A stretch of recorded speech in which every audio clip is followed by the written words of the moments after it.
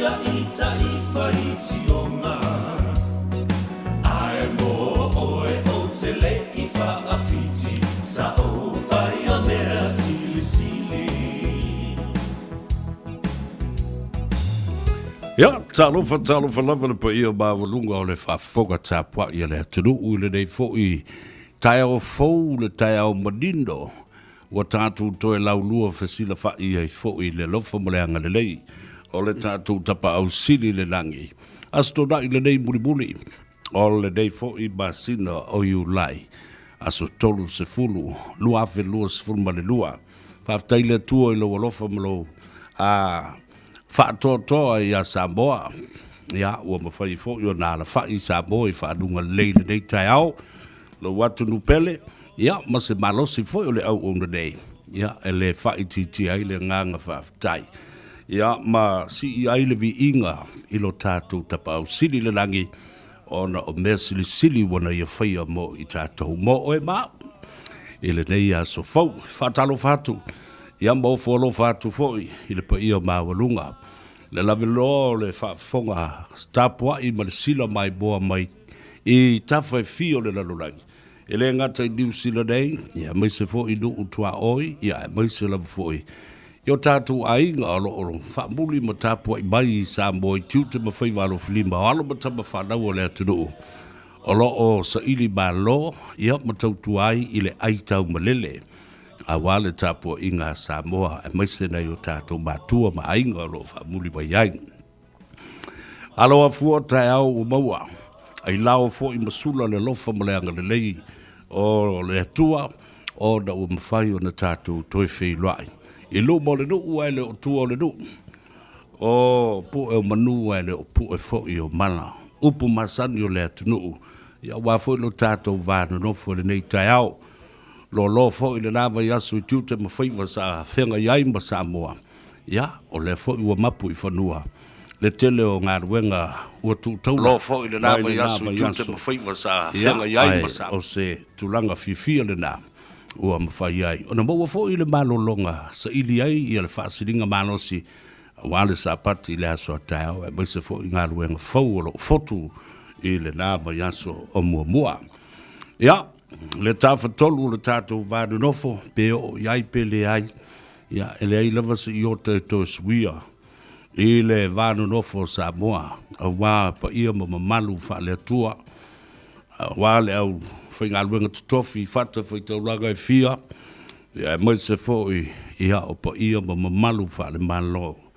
Ia, te nane fo i le nei malo o tātou. Nopia iai, o alala ma papa awai Samoa. I lana fo i wha malu malunga. I fionga le te mai tai pāne mia. Ia, Honourable Jacinta Ardern. Ia, ma lana fo i pāle mene le kāpeneta. Mai se fo i o le tāpo inga. A le fionga le Kovana City. I New Zealand nei, o le suiva ia le nā o le fionga le tupta mai tai kuni e le sapeta le lua. Mai pele tani, ua wawai le mamaore me e fio ai le ta mai tai. Le tupo pele tani, aolo iei pealo na suiva ia. Ia New Zealand, i le nei fo ia tunu. Ua avea ma ainga lona lua o Samoa. Ia ai, talo fatu le pa ia maulunga i le tapo inga.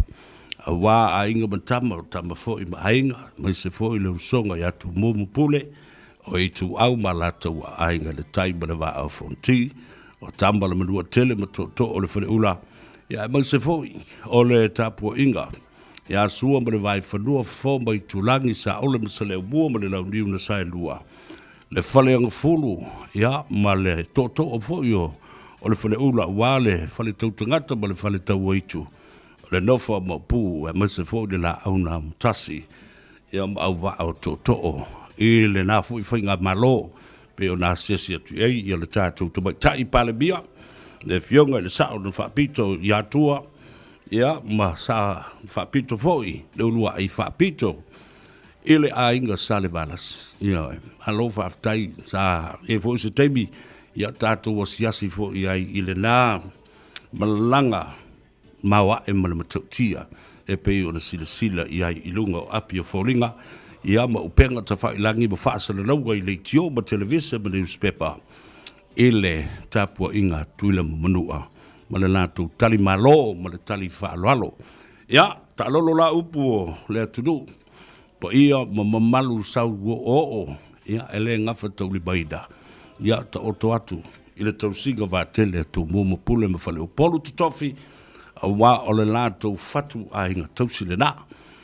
Ia, whatalofa fo le nei tai au, ma le nganga fia, ile whaafonga tāpua i rai o tātou tabam tina mātutua, o tua asina sino le atunu o lo o tāpua i o tātou whaiwa. Ele ngata i mauta malawa, ia whapena fo i mauta ngase, o whale o tangata mātua. Ia, whatalofa ai, ia, savea i a te oe fo i le nei tai au, ma le whaamoe o lo manuia oe. O lunga o le tātou apio fōlinga, le Facebook page o le Radio Samoa, Matalo fatu, paanga masari, i tawhai fio le lalulangi, e le ngata fo leo le tātou YouTube channel, talo fatu. Lau tō o onda masari a stonai, e le pola kalambe o lo tuli au pū pēr, e le tō teno le lalulangi ma tawhai fia, sa vea mo le tāno ava, e te mawai le sao. Ia, sa vea pe stāle nei, lorua i alii, sa yuli, Al Harrington, tumunu vau, tanga loa matua la vea, tātou mafuta se i ofo i umaria lo aku kamarere am kengere i le kako fasenga e alua e whapenga se kaule ongo le whiawhia rā nei. Tele mea malie e whai no o ile tātou taladoanga i le soa ma le tātou whasoa. Ai o le nganga whaaftai o le tātou o. Ia, e tāle pese le whaamaruia tuai i le tātou whailua inga i le nei tai au.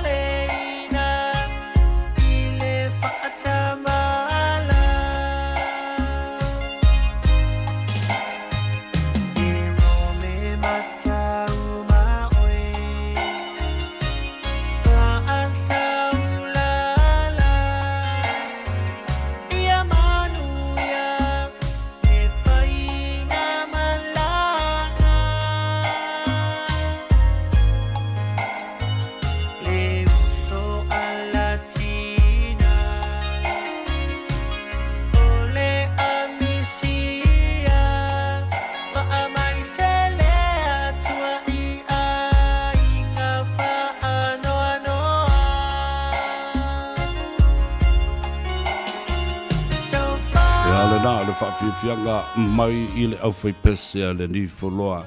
E whatalo whatoi fo i mamana tua ai fo i le nei tai au. Ngā whai fo i ala wha i le atunu i tūlanga o whaanoa noanga. Ia ona o le uwhitia o le atunu ia mamawhtanga fo i le au pongi sa le wala au pa i a le tua. Ia e o fo i ai ia le whaatalofa le nei tai au e mai se fo i ia le tūlanga. O le mori atu o whaamawhanwhananga. Ia whapea fo ia le tūlanga o whaamaisenga. I ainga o wō mai masani o e kalesia ia whapea nā fo ia le tūlanga. O nuu mawhio anga. Whaatalofa atua i leita au mo whalofa atua i fo i matua i whaamaisenga. Pea whai ia o lo uwhitia lo tau ainga. Ia mamawhtanga i le au pungsa.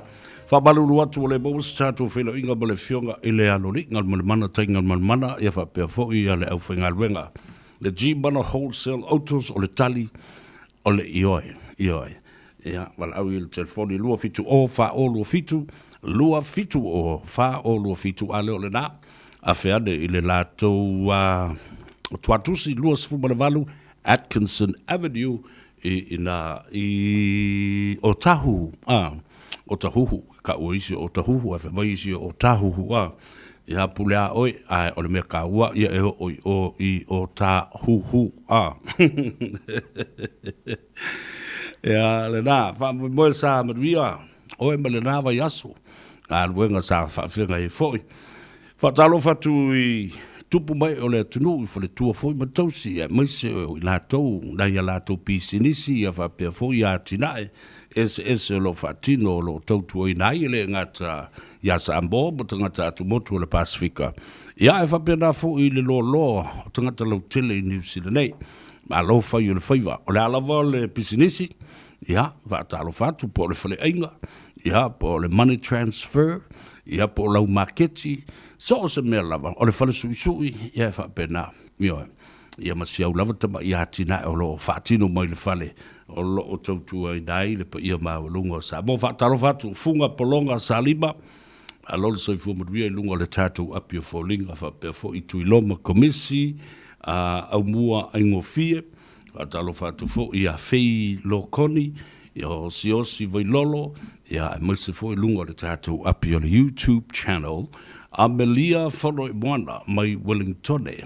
Whatalo whatu malo soifua manuia, ia te oe le whainau tusi o le tātou YouTube channel, ia whapea fo ia le tō tele o tō lo mafuta mai ai. Whaftai, lang sua fo le tātou porklame.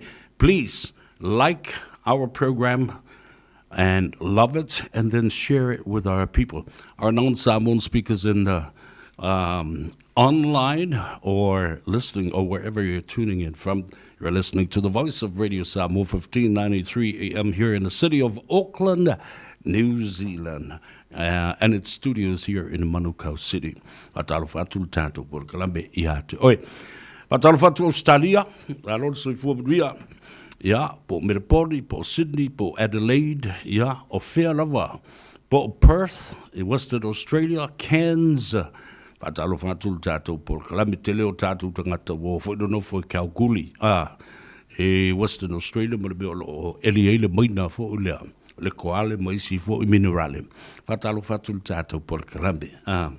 Ia, e mai se voi la tō lo lalam papa au i Brisbane, Queensland, New South Wales, whatalo whatu alole soi fo manuia, nisi o tātou whanau o lo o Aotawina, e le University Canberra, whapena fo i la tō o le University of Tasmania, Hobart, whatalo whatu tātou por karambe, talo whai malole on sai, e le whaingo fie le nofo e se atu, e tūlango skolsipi ma le vaia i o tau mātua, ma ainga, ia o lo nofo te talo atu i o tātou ainga nuu mawhio. Anga me se fo le tātou malo, e lau tau fo i sa iringa malo, ia ma le suasuina o le mawhau whau, i to mai maanga waa ese ma whae longa bawa lunga, ia ma toi fo i atuai i Samoa, i le tautuaina o le tātou atunu. Ia, i awala ese lava.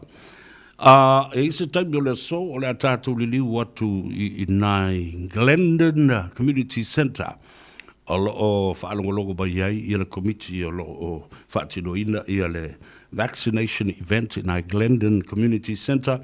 O loo whaatali mai fo i mare tuawhine ia Juanita To'o. Ma le Pacifica Family Health Group o loo lātou whaatinoina le vaccination event. Ia, whai ele tui le fulu, whai e fo i mare tui le COVID. Ia, ma se whele taimi. Ele mea le whe malanga i mao, i whare mai i mao, i who mai. Ia, ai manai le nā. O le ua whaatino le nā au o nanga ele Pacifica Family Health Group. Wha mama a venga ia te oi lo wherewa.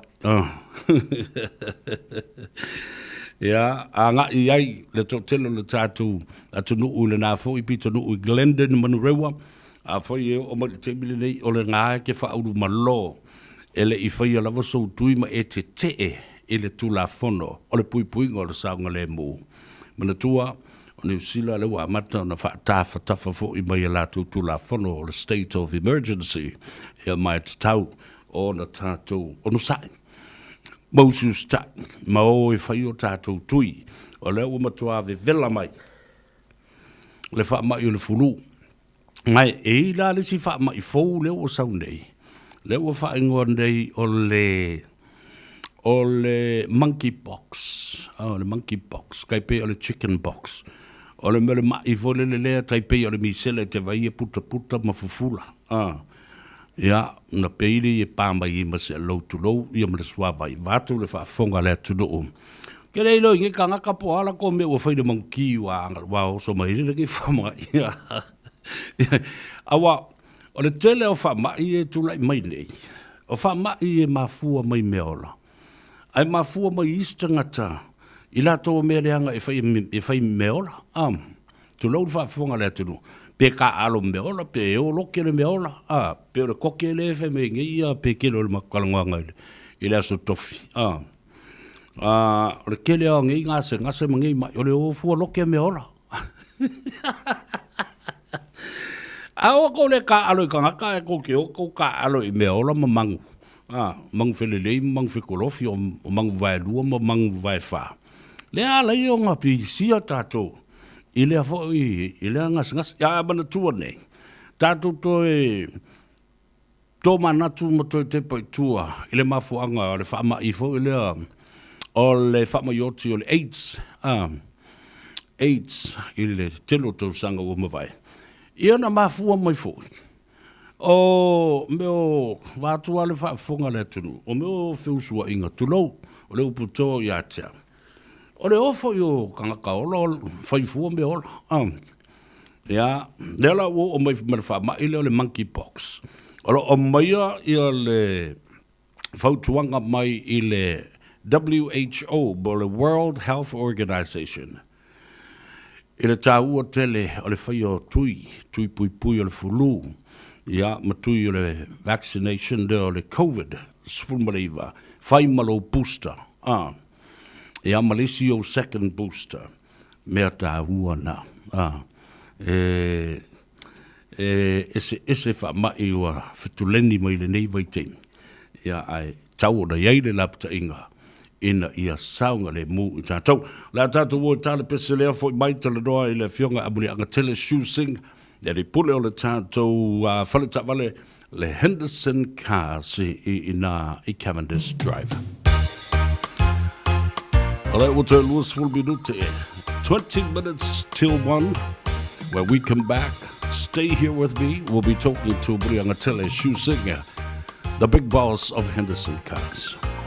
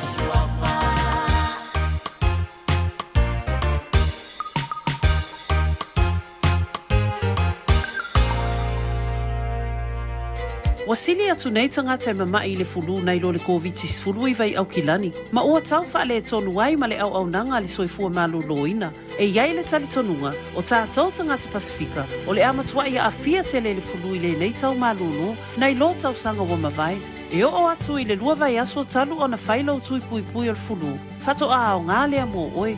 Aua lai tito e whaatali. Tala noi lau fō mai.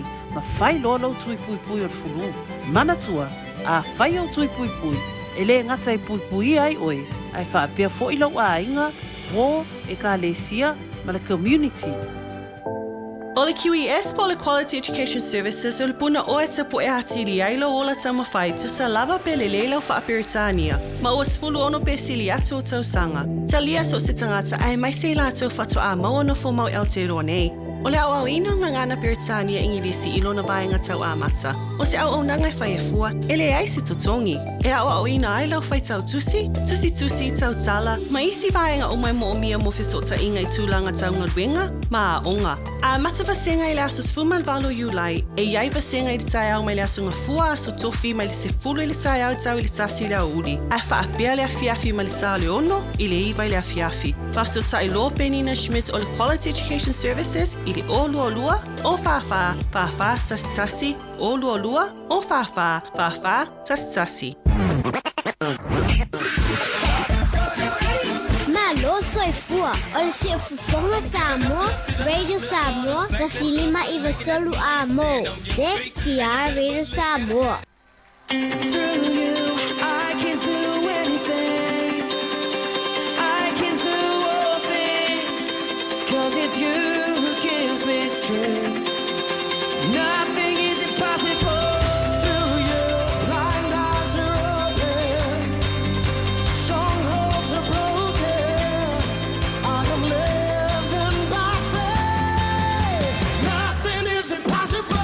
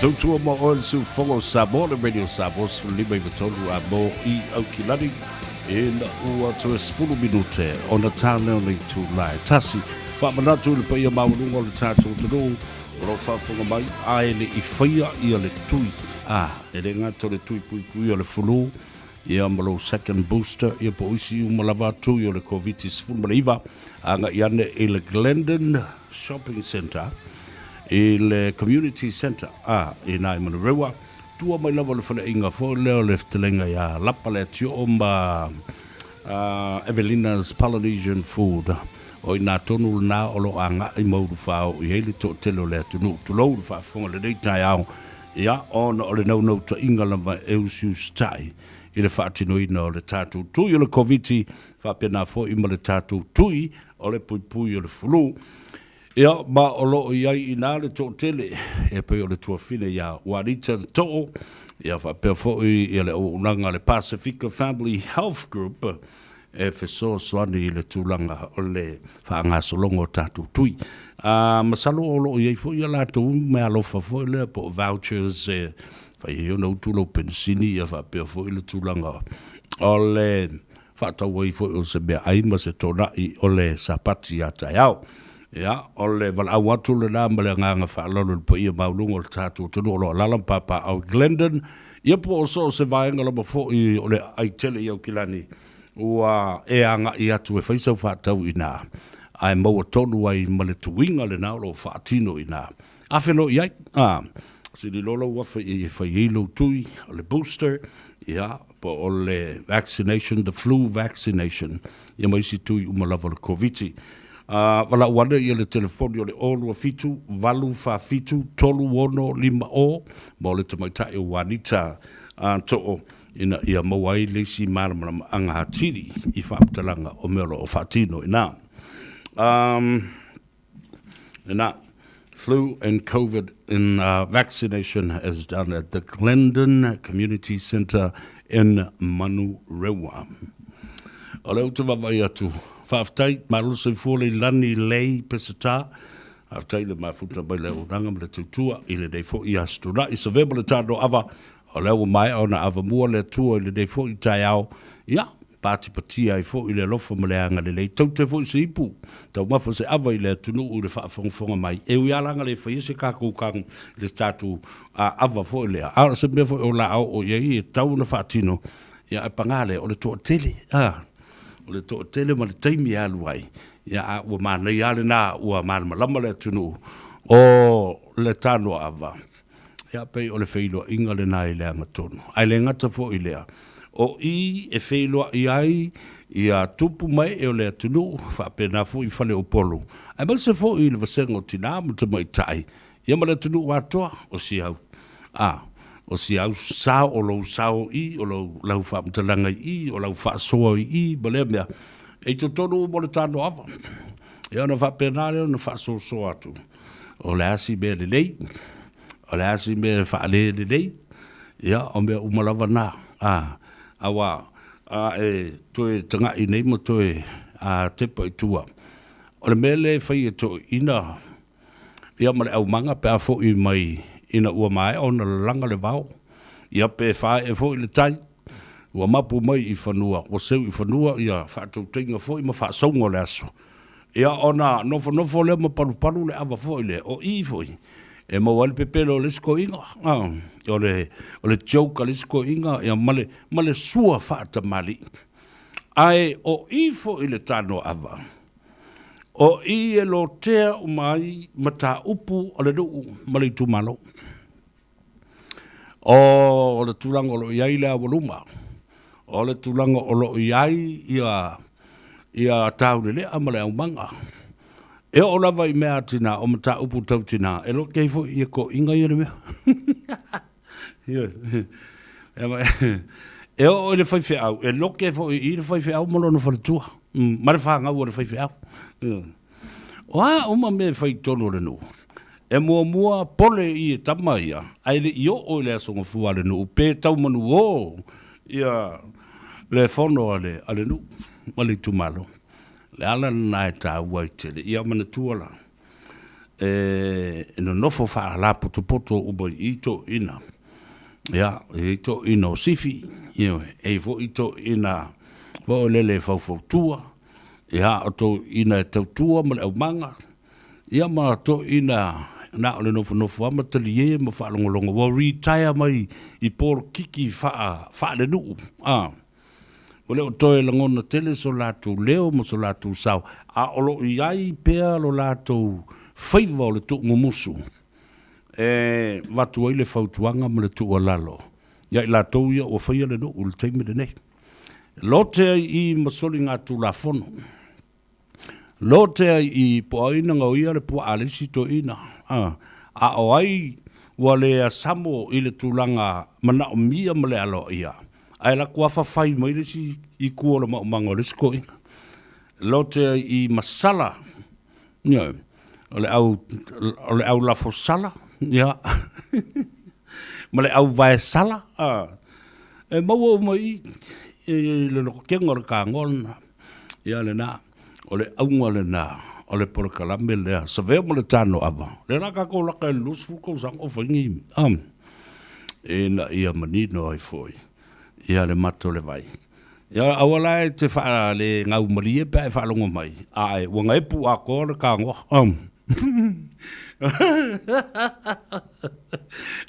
O mea le lei a tō ma mea le lei. Maua I ma lau whai kakala o lau maka I kumulau mo tolo. Tu lau whafonga le tunu. E masua uma mai I. E iai ala tangata e maramalama le mea le na whai. Ka ele matau tia o mea.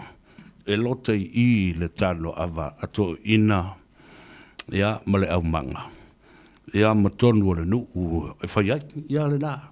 Patalo fatu I atu loto Elise Fatonu. Ia whai mai talo fa savea. Nā lolo tau tua le atu nuu masalo sa e sila mai. I le mawhatanga I nei utulei Amerika Samoa. O lo o wha wawa I lava le mawhatanga fia. I le su I ngā ula nei le papa ma le atu wasa. I utu lei nei. Ai maise lava. O le whailo inga le fionga le tumai tai paramia ma lana whai ngā malanga. Le fionga le whonga talai. Ia ai maise fo I le fionga I le te whono. Le mamalu le a inga kāpeneta. Ia masui su whono uma. Ai le ngata le nā. Le malanga I manisi. O whaululunga o matanga ruenga. Ia. Whaululunga o matanga ruenga. O se malanga matau tia le alo. Ia. Ma le whaalongia. A u tango e pela ma whaau popo. Ia tupe ia na alu. Ale malo Amerika. A le na fionga I le Kovansili. E Lieutenant Kovana. Ia whapea fo I le fionga le Plestene. O Malta e lua. E le ngata fo I lea o senate a tō le Malta.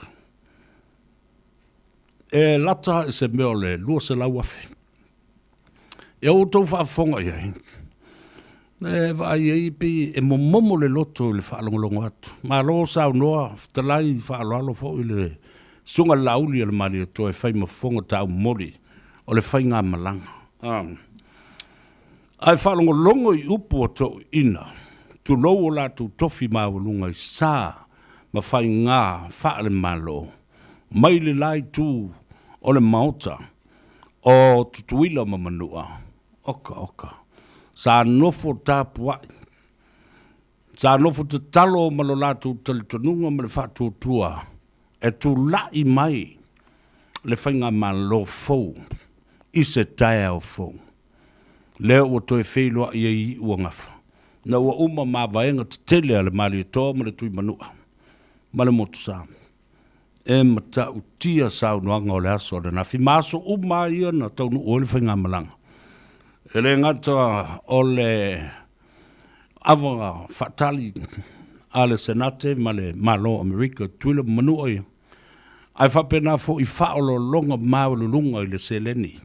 E whaolo longa maululunga I lafo ole ie ale atunuu, le tonga pa ia wa te tala. Nia, a inga e fia ma le atunuu. E matau tia. A tau toi vai fo I lea, inisi fo i te tele o le ta oto nei e le motusa ora no o winga o ie nei no ki kira kuisi ie fo fifi le anga wa ai mua ie wal tam sanga na male malanga ale pulo o le ola po le tonga Samoa malana ie po ie le maniti o tamari e sau bai Samoa arfe tuila mamanu o na halu lea nga i Hawaii. Oso tu i Hawaii alu i California. O na tawhau i leo le ia ina. Mo leisi 5 i le 10 tausanga. E whetami ia ina. Ma wha lea. Ma wha eva. I lea wha le labe. O le tuua o le malo. O le sui o le fono. O le momolinga o se whai whiau. O se whai poiponga. Whapena, o ni sao whai mo mea whapena ua whai whafo po ni tapa ngā ipu fo i ni ainga. Ai te tala ai le i o le mano. E o na tami lola i leo le i le nā. Alu i Salt Lake City, Utah. Mi milo mai sau i lalo i Tacoma, Seattle, Washington. O si tete uma e 5 o Amerika. O lo o au mau ai o tātou tangata Samoa. E o lava i aile tāwhao ngā le ia lea. Ia, lele mai lo male ia sau lo afe i Australia. Ale afe Australia, e mua afe mai i New Zealand nei walanga tō. Te leo te sābo lo lalam papa o New Zealand na o i lo i Australia. Ia na e watuala ia le i Aukilani. Alu i la lo i Hamilton. Le ia le tas, alo le nafoi, o le lua le tolu pe wha 5 ie, o le eva whaatasia, mamalanga whaatas. E o e asiasi o tātou ainga. E ave foi e o tātou ainga, ma matai ma whale upolu ma tamali. E o e momoli ei alo whaanga, ma moonga. E o e whaatini ei le matala langa o se ngafa o se ainga, ua fusia e le whau o malo. Au tila tula ia le o wika whiwhi. Ile ia na uawa ai atu iai. Sa ova ai mua fo iai. Ile ese le atu no tilo iai. Ile ia lea. Ia, e whapena, e te mata ia ma mai tawina ia le ia te tala i lea taimi ma au afa te tele o le atu no. Ia, o le whainga malanga le na. The diaspora of Samoa has also taken our finest mats around the world. Every 52 state of the United States of USA, where Samoans live and reside, has also had a chance to watch and had a taste of looking at these wonderful fine prints of Samoa's best of the best. Yelena. E ka midong mai lola e le New Zealand. Le vai whalongo waku o usu whongo ia pai mala whai o ia toe lele male i e Samoa. Ia e peila e ile i e na malanga mai ai ia le ainga mai musa tala whaate tai no whaamtala wa mele na tupu po o se 5 e tausanga o tuarai. O le i e na malanga mai ai se ainga mai tuai whalea lili. O le whaara lave sa whai i nei. I New Zealand nei. Pangalea, e tasi ale ia no mai latou. No vasili il tangata. O whena baile i mele ia le ainga satupua. O whatu lono winga. O le tau whengau ia ia le ainga satupua. E tasi a. Rau mai, ele ainga o e whai le whaara lave le lo Wellington. Ai ninja il tangata i o malewa alele. Ia, o mai lo le ainga a leo te whai le polkalame le nawa i tau.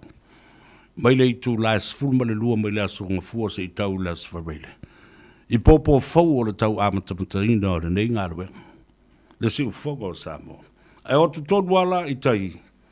I Mount Eden o sa iei le tātou ofisa i le telo o nātou sanga. Ia au whatu lola i le ainga. Ia le lek tātia mai.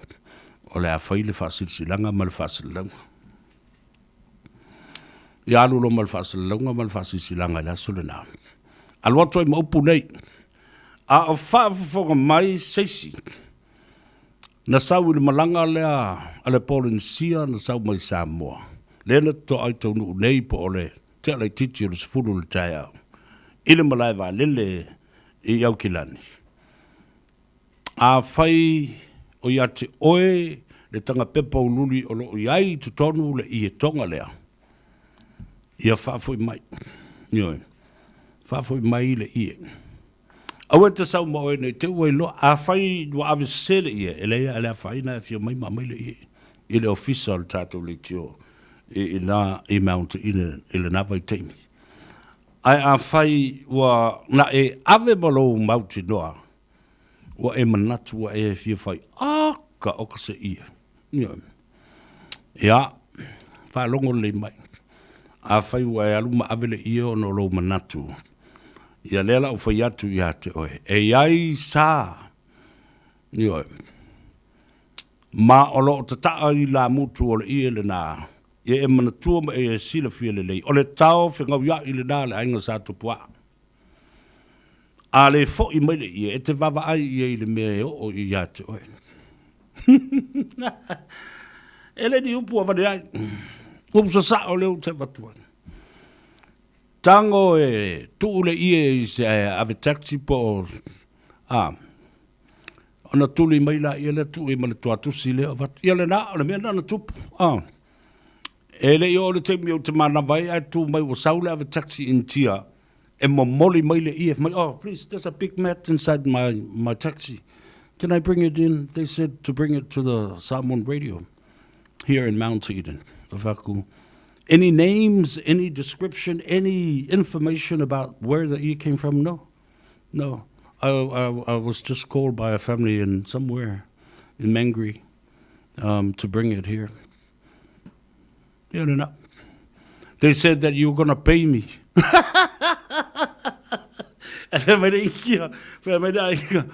O le mere mai ile ie. E ko kongi e kangaka e ko kongi o fakuri rinki wa manga e par po yo ma aru si mare I mo ri fasia e volo ya na ia mai lo mare I ya na to vili le ainga o mai va tul to ia ya na ave fo fa tai ya la to sa mo mori mai le ia male anga fa tai yo ilo la to fa maoni male anga o le tu no musui ai la to toi fa fo I le ie ele o se mea tātou e mālia lo tātou wainga I lo tātou whi o se mea le tala whea ngai a o le ie e tasi lava ia ai lasi o lo au mai e whai ele whaarawe lava le ainga a o le tau whengau ia I le ainga sa tupua bingo ia na i tala maria na I le tāno awa ia me se fwoi o whilo inga a le malo tutuila mo le whionga le tumaita I pāremia okay.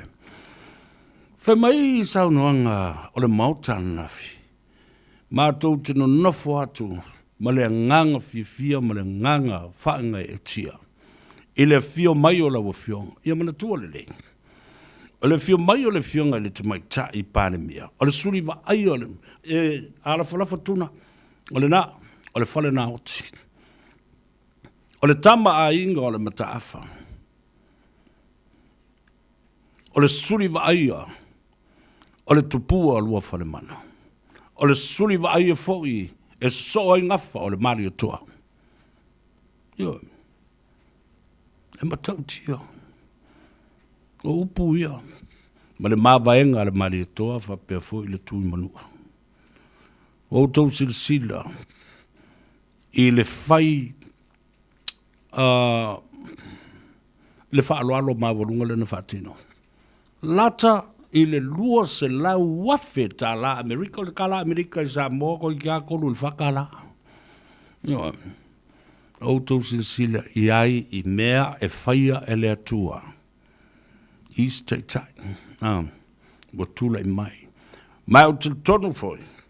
So se atu nuu lava e toe whale ma Samoa ma nātou whetu whae ma whetu tūna ini ati na e mo le lumanai. O le a whaafeingo fie le lātou tala noa. A wā o le tūlanga alo ia o le fionga I le te mai tai pāremia. Malona tūlanga whaarorongia i se fola mā walunga tele. Mā lo tuila manua, i le tau selu atu, dawa fionga, i le kovana sili. Le liutena kovana ma le pelestene, o le mauta o senate. Ma le mā lo tuila. Dawa fionga i le whaamsinu sili. Dawa fionga le whongftalai. Sui se fono uba o le mauta, o mauta uma e lua. Mā lo whaaftai. Lea sa sila mio sa boa. Mai atu nu e fia matafa e fia o le lalolangi. A o tau te tu whai. Ia mawhapena fui o na whawhala le whala o Samoa. Ua fusi ai le whau o malo. Ma whawhaingo fie ai ma ta upu nei o fe malanga inga. O ma ta upu o fe whaataua inga. Whapena fui o ma ta upu o le tamao a inga. Ma le loto I whale. Ma si inga o suinga o le tana o le tau. Ia ma le whawhaingo fie ina o tātou visa fe malanga iai I le vā o motu e lua. Awa, wa pe wa kau whawhainga kā le mea. Le alu atu I nei alu I tuila.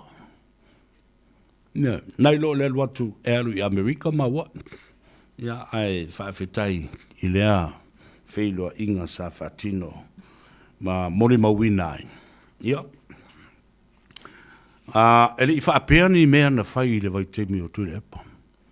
Ia la umai tau le na. Mai lo ufo I tali tununga. O mo onga ia. Ia ma mawhauwhaunga ia. O nofo I tono o le whatu ma le loto le toina. Ua misia nei awa noa le leng. Ua misia nei awa noa sa mawhai I le tele o tausanga o whai lava pia.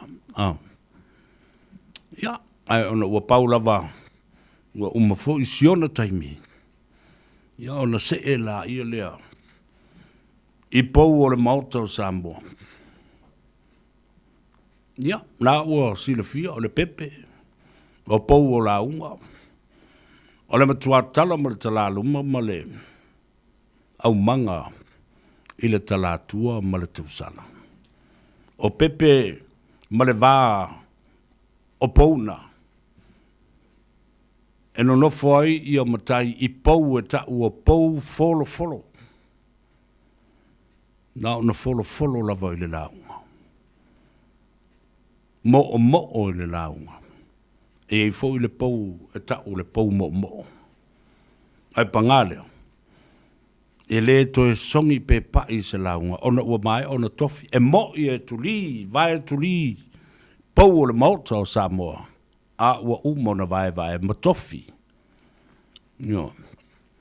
Ia. E mo I le launga. Ai le launga. E folo I le launga. Ai le launga. E le pai ai. Nao na whaatali se I o le taimi e tufa hai mea ai. The assumption and the analysis of what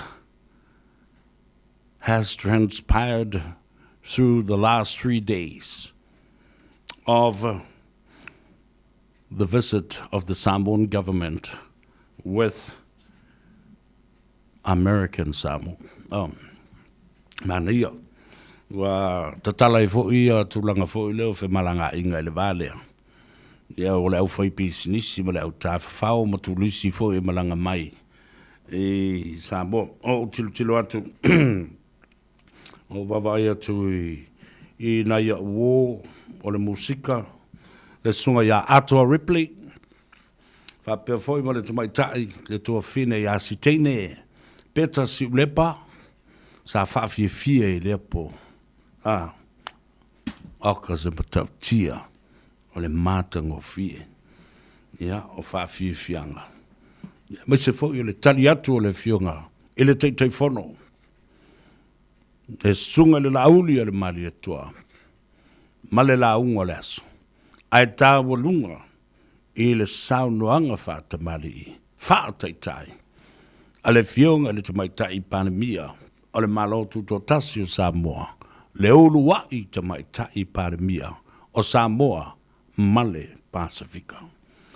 Ia, ua le mous tātu wawano e talanoa tuai I le fionga e muli anga, Siusing. Ai mwhaiula matulu telefoni te wala au iai. O valusalau fitu tasi, fitu tasi. O valusalau fitu tasi. Ia pole anga I fo iai. I le tasi iwa wha. Cavendish Drive. I manukau. Mai o le tātou peselesa ili pēr se avanoa e talanoa tuai tu mai tai wanita to'o. Ia, wa fo le wha moe pe ona wha solo I le tuinga lo whaia nei I Glendon I Manurewa. I le Glendon Community Centre. Yes, man. Breaking music, brother man. Man. TR Production. Top Gang. You're featuring your man Ben Hura right here, right? Afai ua elangona lo vai vai se so sarwe talano mai lima fatianga ua esai sai tiai eta ua telelo fa asomai Tell us what for a man. Never uma tua mafana.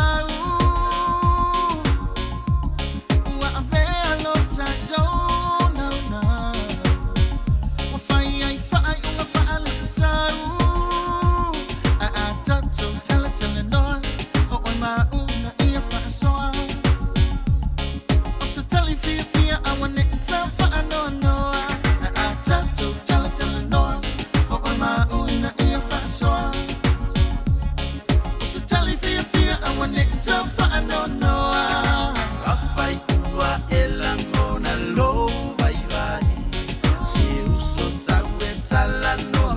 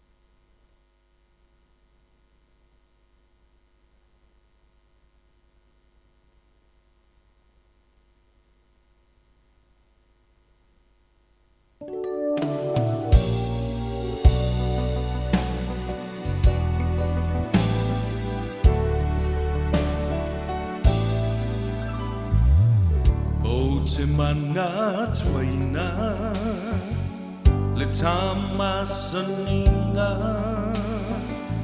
na o si ata matala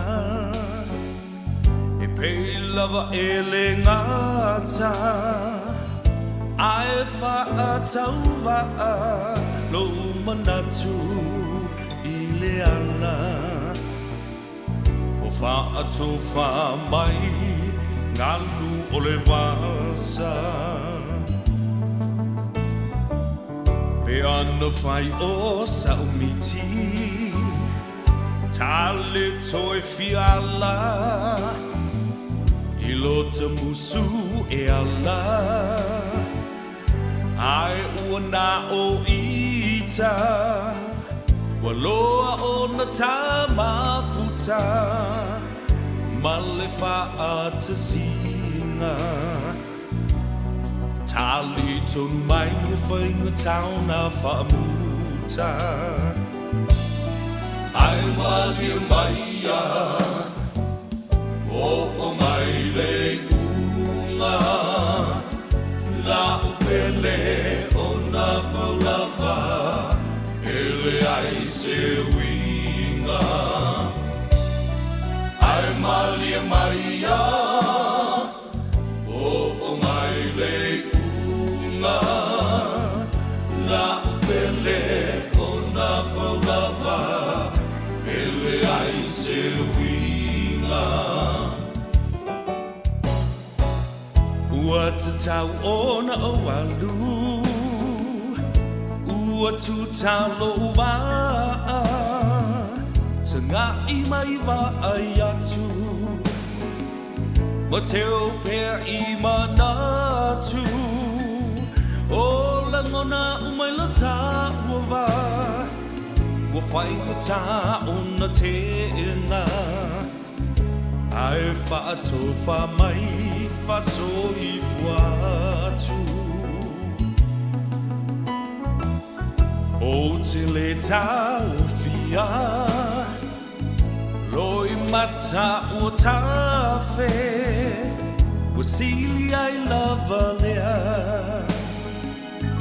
i le whatu ua tae whai mai a e alofa i sa tasi tu e whailo na manao ai atoe fo i mai o lau mea tō tino ai malia mai a o mai le unga la upele o na paulava ele ai se winga ai malia mai a o mai le unga la upele o na paulava ele ai se winga ai malia mai a o mai le unga la upele o na paulava ele ai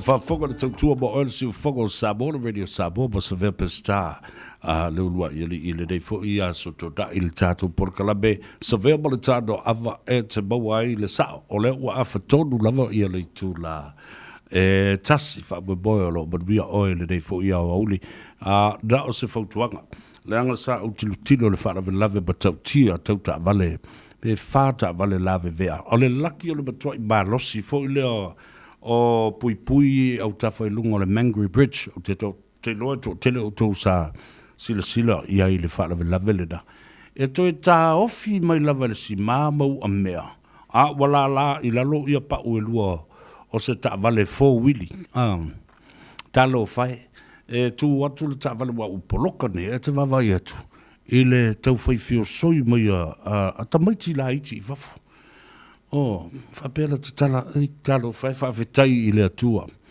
io a wai tofu mo i le lo le sami ia le ta vale fo wili le na ia e fa fetai ua mawhai o na malosi tele ia meo si ma le o a mea le nā na tali mai ai. Eo lala le nā o le awatu le tu alalo o toi o so mele o mafu fau. Ina i alo whangia. Le tūlanga o le sau wha tūlanga ina i lunga ala tele maso o se no fuanga. O no o wheta alolo o iai le atunu ina ia maua le saunga le mu. Se whai maali e lo sa. Io. E reo se awalanga whai ini tū ngā ta vale. Ia po se awala le kou a inga po le kou. Ole awala ale malo e whaunga ma le whai te tenga. Whatasi e fo i malo whau tauta. E le ngata lai ile nā. Ale bea leo. O wala vale tas. Io ilunga ole awala tele. Tautua nā. Speed limit is very important. Leilani, tu loto Elise, Cinderella, Whao Sofia. Ia, ala tātou o. Tānei musika ia. Ia, manisi foi o tātou whasisi langa e tā ua. Langa e mō kako.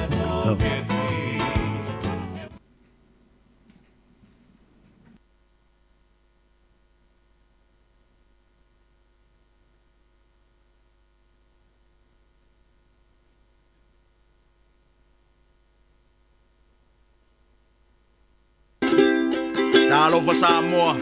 Wa ule nei o kas futi alu. A wale sui ale ngila ura ule kio. A eva mai ina se fudu lima iwa kolu. A mo. Radio Samoa. Vevela a. Sorry. Fa. Moa. Moa ia. Moa. Sorry.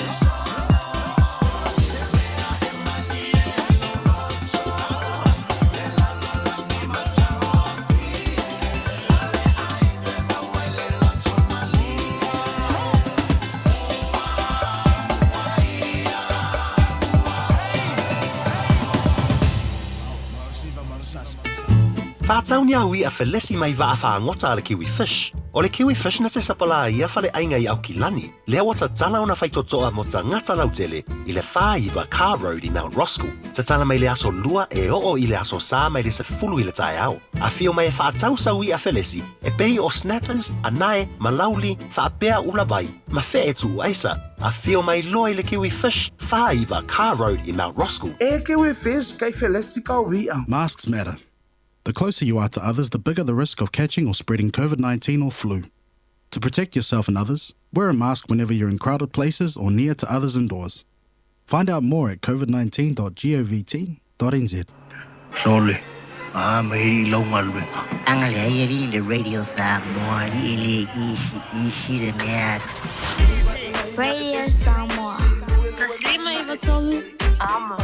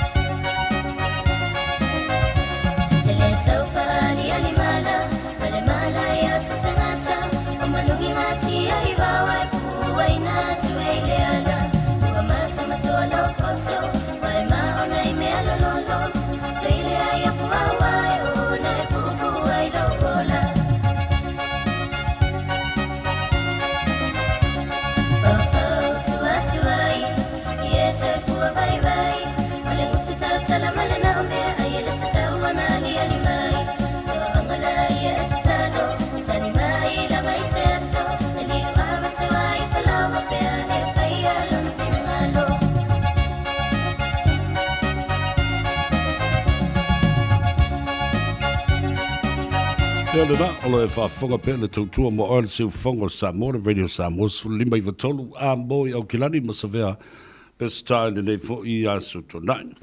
O lo o yeire whaasisilanga tā ua lea.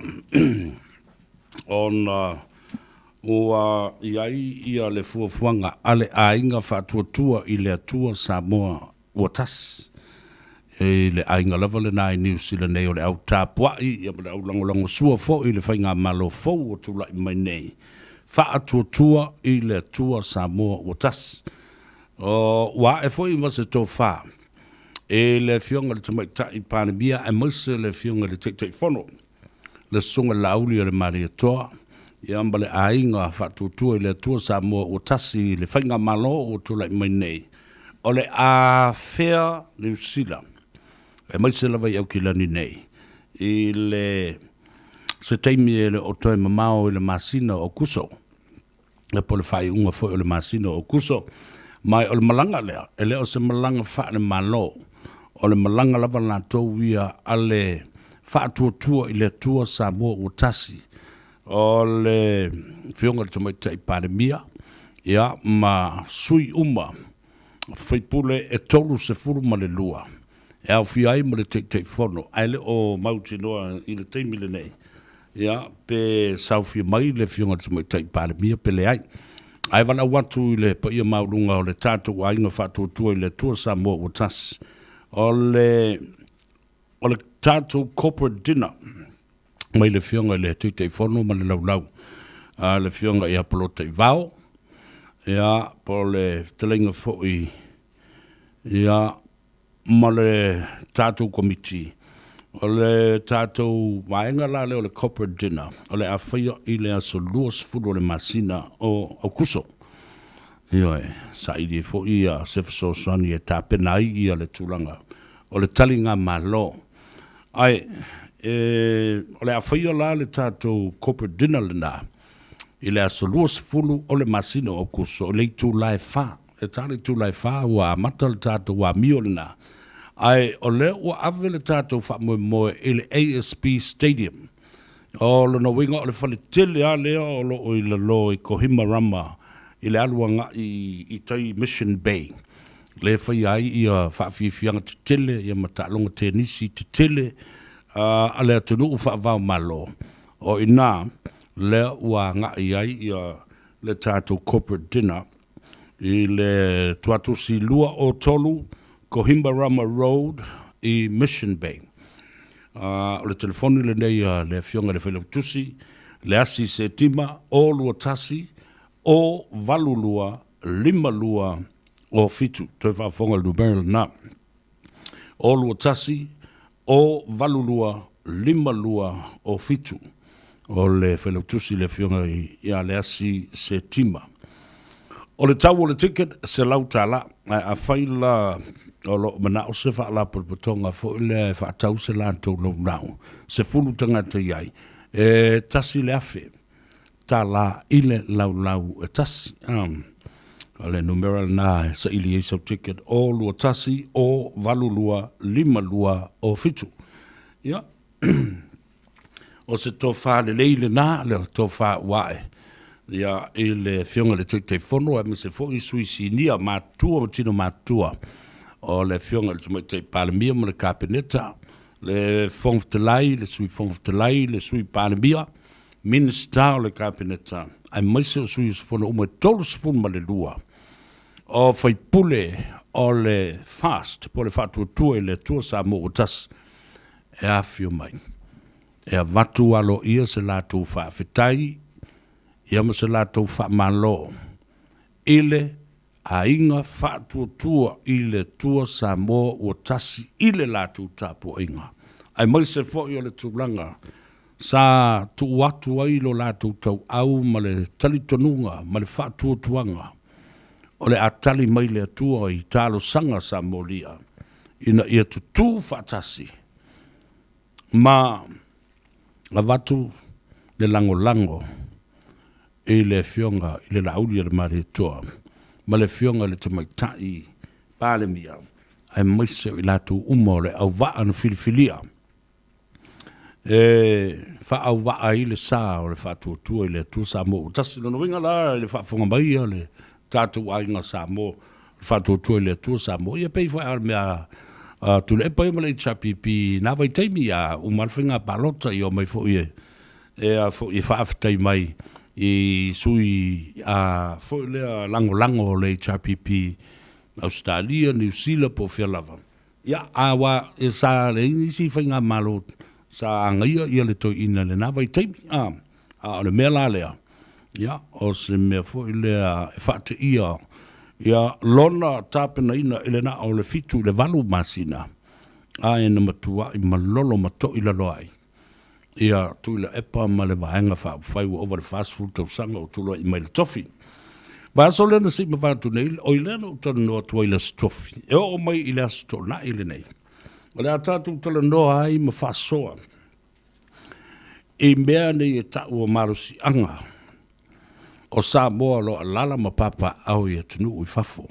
The power of Samoa's diaspora who live and reside outside of Samoa on international countries. Le tautia o le malosi anga o lo o lima o tangata Samoa o lo o lala ma papa au I fafu. I le fafu ngaila le tunu u le corporate dinner le na le fatutu le tua Samoa o tasi o le numero level au mayai mo wai sau ticket o le tamaitai whelautusi se tima o lua tasi o valulua lima lua o fitu. O se aso tele le aso. E leo mawhai o na whaangaloina I le sunga la auli Whapea fo i le fionga ele tu mai tai paramia. A mai se fo i le sui paramia ma le fonftalai, le sui fonftalai. Ia, ma le mamalu le kapeneta, ma le au waa atoa. Sui isfona umo le paramene, ale whatutua i le atua Samoa. E le mawhai o na whaangaloina a fie si ona wau. Mai o le ale mawhai foi o na whaangaloina i o lātou langona ma nganga. Le fia whaafetai atu, ma whaafo i ele vi inga i le tua. Ina ua tau lau o le wha moe moe. Ua so i lava tau i le tini. Ma ua tau la i le whainga malo fau na filifilia i le tua. Matangata Samoa. Ia, alo mai la ia lea. Awa, e whatu lau tala. Eo ina sa whiwaiwai i ai ia lea tunu u le nawa i teimi. Tō a tele o la tō. Sa HRPP na langolangwina i atu le epa ma le Hero PP le nawa i tau. Nā alu adu suanga le wātele. Wawai atu. Wa toi mi milo o mamaya o o e sa o pe o sama sani e lava la tō ia. I le Hero PP ma tu le epa. Wa mi milo mai. Mi milo mai langolangwina le whainga malo faua le. Tumai tai paramia. Ia... fia me mata afa ma le fionga i le teitei fono le sunga lauli la lana e le whangaloina fo i tau io angai mai o le tātou malo leo e iai le tai ao ma le teimi e afio ma iai le whainga malo i lona tūlanga alo ia ma walunga o le folo le nā o se malanga alo ia wha le malo malanga lea ia o le malanga lea Faa tau pou. Ale a inga lava ia faa tua i le tua Samoa o tasi. E faa whetai ai. Ia ma mumori atu le faa malo. Faa fo i le vi inga i le tua. I le tapua inga Samoa. E le ngata New Zealand i Aukilani. Ma Wellington ma New Zealand atoa. Ia faa pena fo i Australia. Hawaii. Amerika, maisi e tunuu e fio le lalang. Ia tuli mata i fola ia le, ma poe maua mai pe i tātou pura kalame, sa vemo le tāno ava, o le awha ilo tua i lava le nā vaenga. Ia le ala fona nā e ala i lo fai atu. O tātou o usomo tō whawhine ia sa HRPP, na toe mi milo mai o lātou langona, ma mai le tau au. O le popole, a fio mai. Tātou nuti mea whātasi, o le teimi o le atua, ma le tae au fau o le atua. Ioi, awa i tātou te sai. Wale o toi te tau na toi sai sesi le teimi le nei. Na pau ala tangata lai sa i lava ma whai tio, ma wha le anga pēr le malo, wale o tau sesi la tune iai. Wa upsa sa o leo te tau atu, e leo toi nane na nea se upu i tono le mau te whono ma le paramene o sui e o wha te te ane i wafu. O le ise leo la tu tu malo. Le fo la o fa nga mai lava ia la tu lava media. E momoli mai ai la tu fight you, momoli mai ai le fa le nga ina le malo, momoli mai le fa le nga ina o la uli ma. Awa le tala moni leo te vatu ma le fa lo. No fa tu ila stofi na se ma vai tu nei. Sa o mata ma fa longo. I nisi o fa tal noanga o le sunga tu le epa ma le ala. E le urungali i mai Sydney, ma le la Polkalame. Na tala noa i lava i so se teimi. Sasa tamai teimi lava e amatele Polkalame na whai ale mafufau whale anganga whai le avetai le tua mo. Tamai i vi i ngā le tua e whai.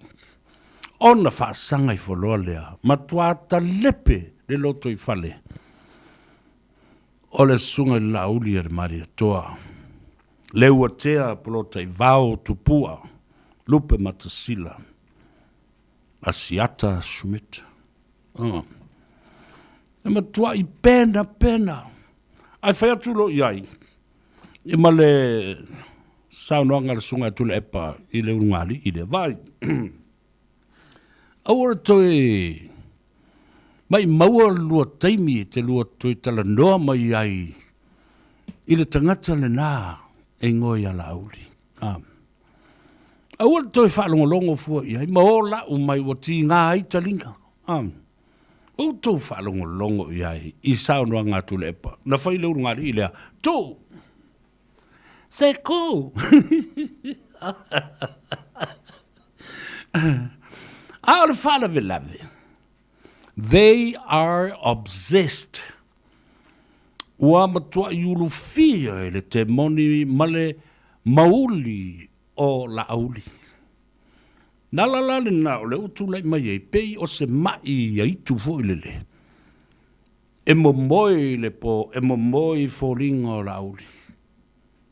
E moi miti i fōringa male leo male ingoa o la auli.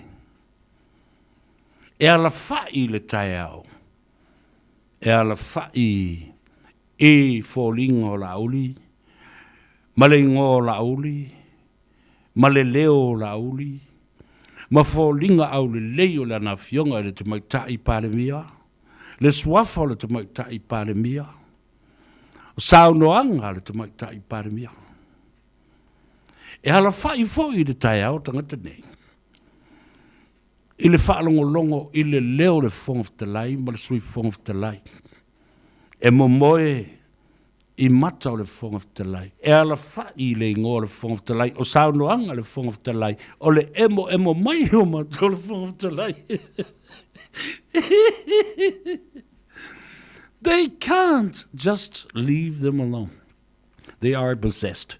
Pe o le te moni fo le o fia le tangata. O le mawhai o na ave ese atu le ngol tangata mai le lau. O le mawhai o na ave ese atu fō le ngol tangata mai le mawhau. O te whatu i tonu i e mai e le tangata. U soe ma le tua whawhine. E o na ia lea por kalam. O le tu ua lalo. Io.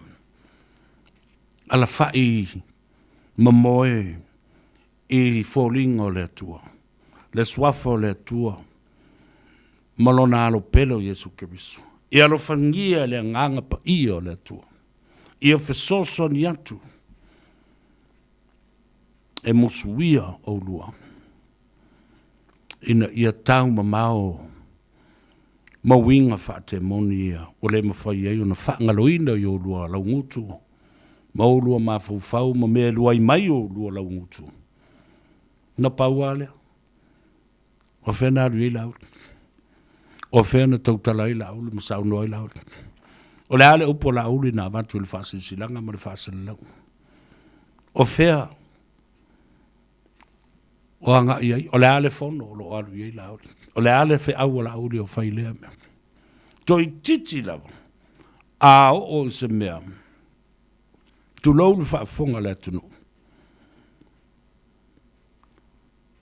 Wanga isi si monitoa la auli pe alu ile fale le tau tu lo fa fonga le tu. Au tu sila la. Look at how far that the dimensions of these issues are stretched to.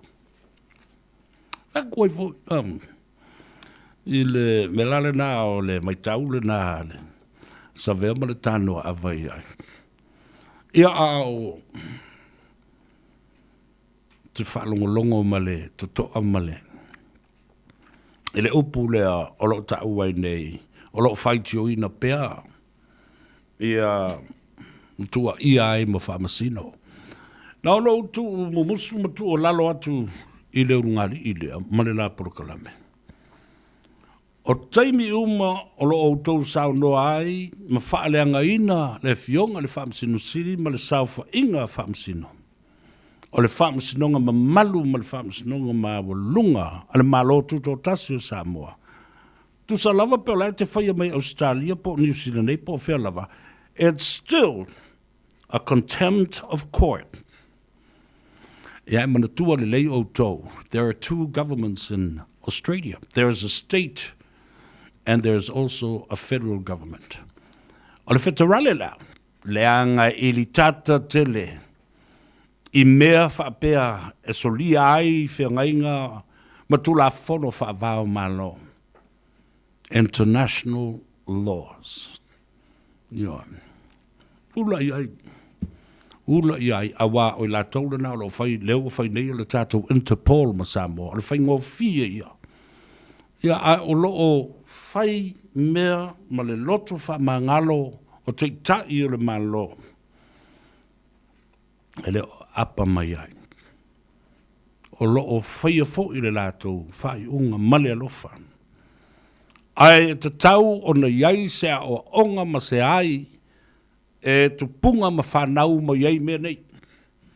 Lea a vatu ai whafo. Lo tātou winga leanga lea. O le le mi ngao yo tātou te tai mea lea mani i tau ia le whatu tuanga lona sfuru lua e pe sfuru todu o le kalesia mamona. Yesu Keriso lau pa iu asunga tai. O se tasi o mata upu whaavai o le whatu tuanga. Ma tau te talitonu i le ava i tupu, tai o le malo, tū maleanga, usius tai whaamsino, ma tū la fono, e lima te nai le malo. Se le manis. Au tangata lani, ua whauli uli tō, ua whaatu ala, ua matua i malo ti a o lātou whai ai mamuau. A se sila fu i ai. Ia whaafonga le tunu. O tangata lava nei, nan matua i whaawo le lei, ma le o lapi. Whaawo le lei, i le whaaleanga ina o tu le epa, malana whainga malo i tausanga wala. Afa mai o le fato a popoto nei. Wa to su yo la to ma fu fu.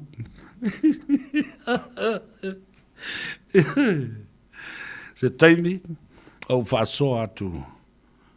The power of Samoa that live outside and the diaspora international of Samoa outside of Samoa. No. O le tātou toi tala no foi la ia lea wa mtau te tele le naut fia tala no ia le so. The power of the media, social media, and especially the media inside and of course outside of Samoa.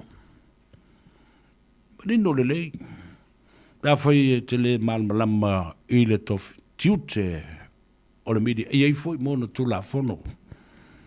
E lima ta i nai ia ne ngā ruenga. Tolu i tu whātaua ngai e so se whainga malo demokolasi o le lalurangi. 3 pillars and branches of government of any democratic nation in the world. E tolu, supremacy of parliament, le pule whatonu, iai le kabineta, ma le vaenga o lona tolu, o le vaenga o whamsnonga judiciary, o le vaenga wha popo o lona wha iai o i tū tau whawhia ngai o le so se whainga malo, o le i tū o lau whasalau, ma le autu stala. The 4th pillar of any democratic society, apart from supremacy of parliament,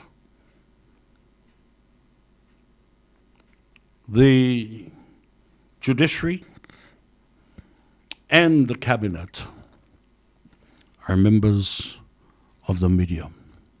Ielena. A whaiele ai se tu e a ngai se whainga malo. Ai malosi se vaenga o lau whasalalau, ma le autu stala, ma le autau longolongo, e mamolia tu o le wheau. Apena umar mele no tau sila nei iai. Ia tu le epa, ma le HRPP. Yo.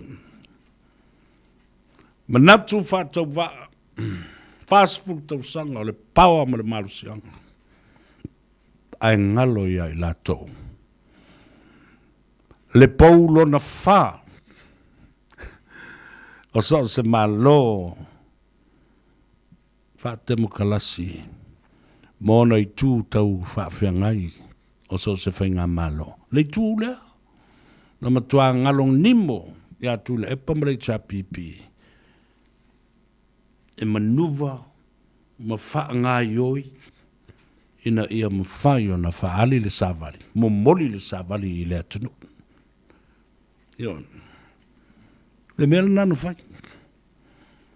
O le tiute man matafu ioi o lau whasale lau, na matua tito ai, matotolo popo, ia le whainga malongo tu lepa. Ion. Neo se tala se le mea na fantasi ai, ma le au mai o tau au ma mafu fau o tangata. Na uto iloa, le tan, e le tau whai atu. Na matua I maofa tu le epa, I le matau tia le nei mea na tu le mai. Po le a lava la, le toe fifiti I whea se stangata ma nistangata la tu tamawhia. Le toe whaaleanga, le safo lau na malo. No can, nena wha mai ia, e ngā matua ia ale. As the American says, no can, bro. O velai, na o mea ula ma me wha masia si ai. Le tō whā ma le whautanga. Mawe ese ai ma le mamalu, ma le tūlanga alo ia, sa tau lai ai le sila sa moa ma wha mata iai. Le wha alo, ma walunga, a o tū malo. Wane. Arungi, sau e lau. Elisa le mo. O la tātou oi vavaifoe, tātou fo I mai. Ia, on whaawau lea o le tātou.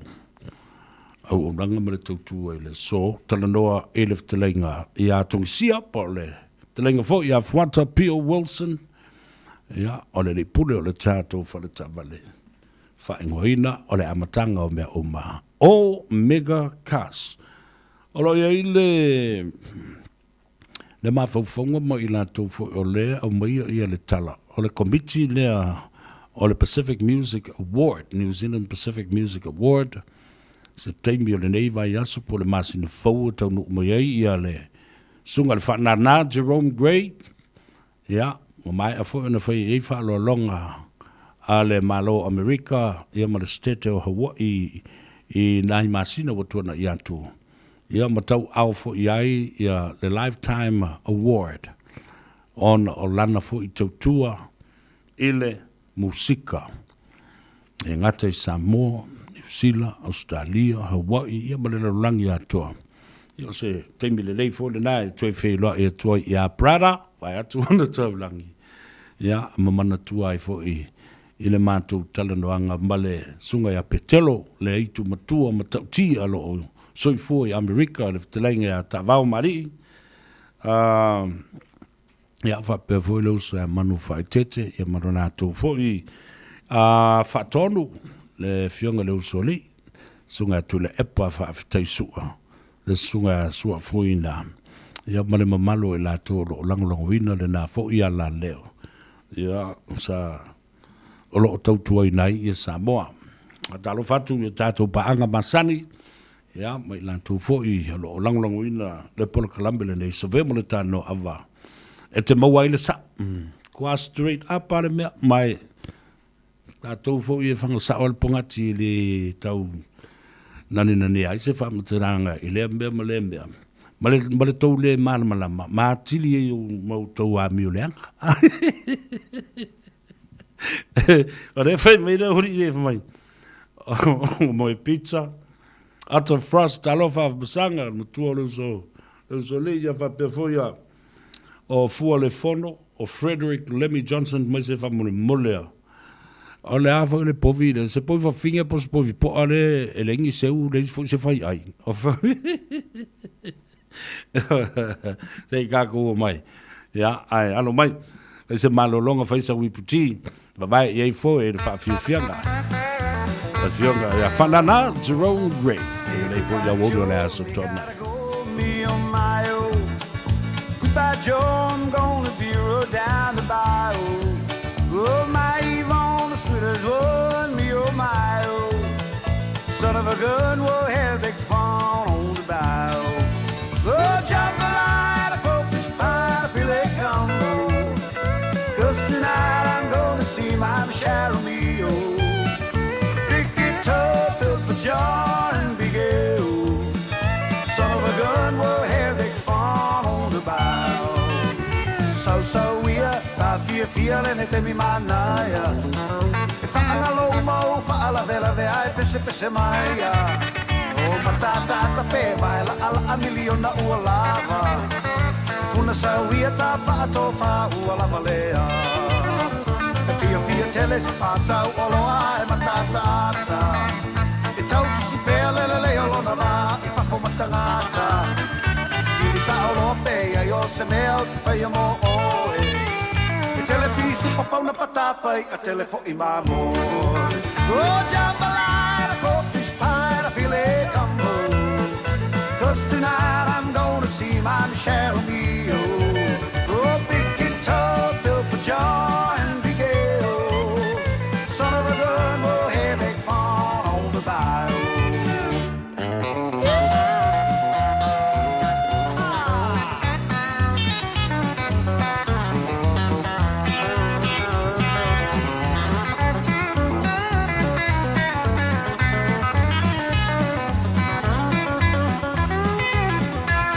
So we are feeling it in me manaya. Fa angalo mo fa ala vela ve ai pese maya. E matata tape mai la ala a million na ualava. E puna sa we ta fa to fa ualavalea. E fia teles pata uolo ai matata. E tau si pele le olo na va e fa fo matangata. Sa olo pe yo se me out te fai mo e o televisu pa fauna patapai a telefo i ma boy o jambalaya crawfish pie filet gumbo oh 'cause tonight I'm gonna see my Michelle Romeo oh big guitar filled for joy and Big L son of a gun we'll have big fun on the bayou. Here we go. Oh jambalaya crawfish pie filet gumbo. Tonight I'm gonna see my Michelle Romeo. Big guitar filled for joy and Big L. Son of a gun, we'll have big fun on the bayou. Son of a gun, we'll have big fun on the bayou. Son of a gun, we'll have big fun on the bayou. Le whawhiwhianga mai I a whanana Jerome Gray.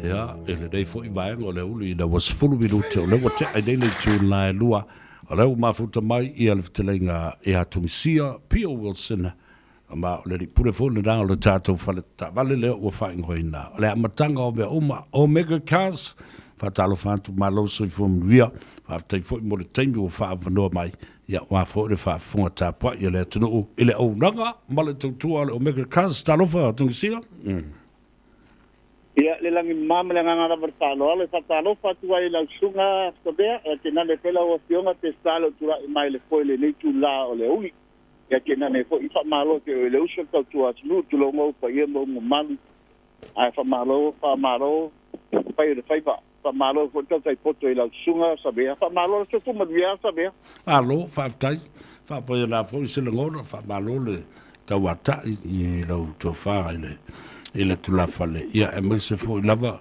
o le fatino I no tiu te se tau lava de si ui a o le malo lo mo sa pati le so ta wa tal tonunga le na ele fenga luenga ia tungi si ta e tau na lue mo mo il fa le tu o sa le ia sa le lava sa nga sa bea yo e fa ba ngo lava la sa pati lo ta to pa au le lang yo e fa fo il bi inga mal pa ni tanga ya te ia ia po ala ba tulanga la sala to ia au a sa ia a pe foi ai e mana tua pele trato tua talo moto malao ia balava ma toile a Ma di la. o le vaiaso a sabe Ma di lava.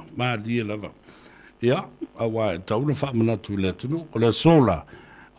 E te tala lava se ia o ina o mai a vala au muri atu. Ia pe longo ina tu fo i o lo o whainga luenga stangata a lo o e whaatalitali mai pe se taunu wat. O sa o le? Ia, e sa o le lava sa nganga sabea.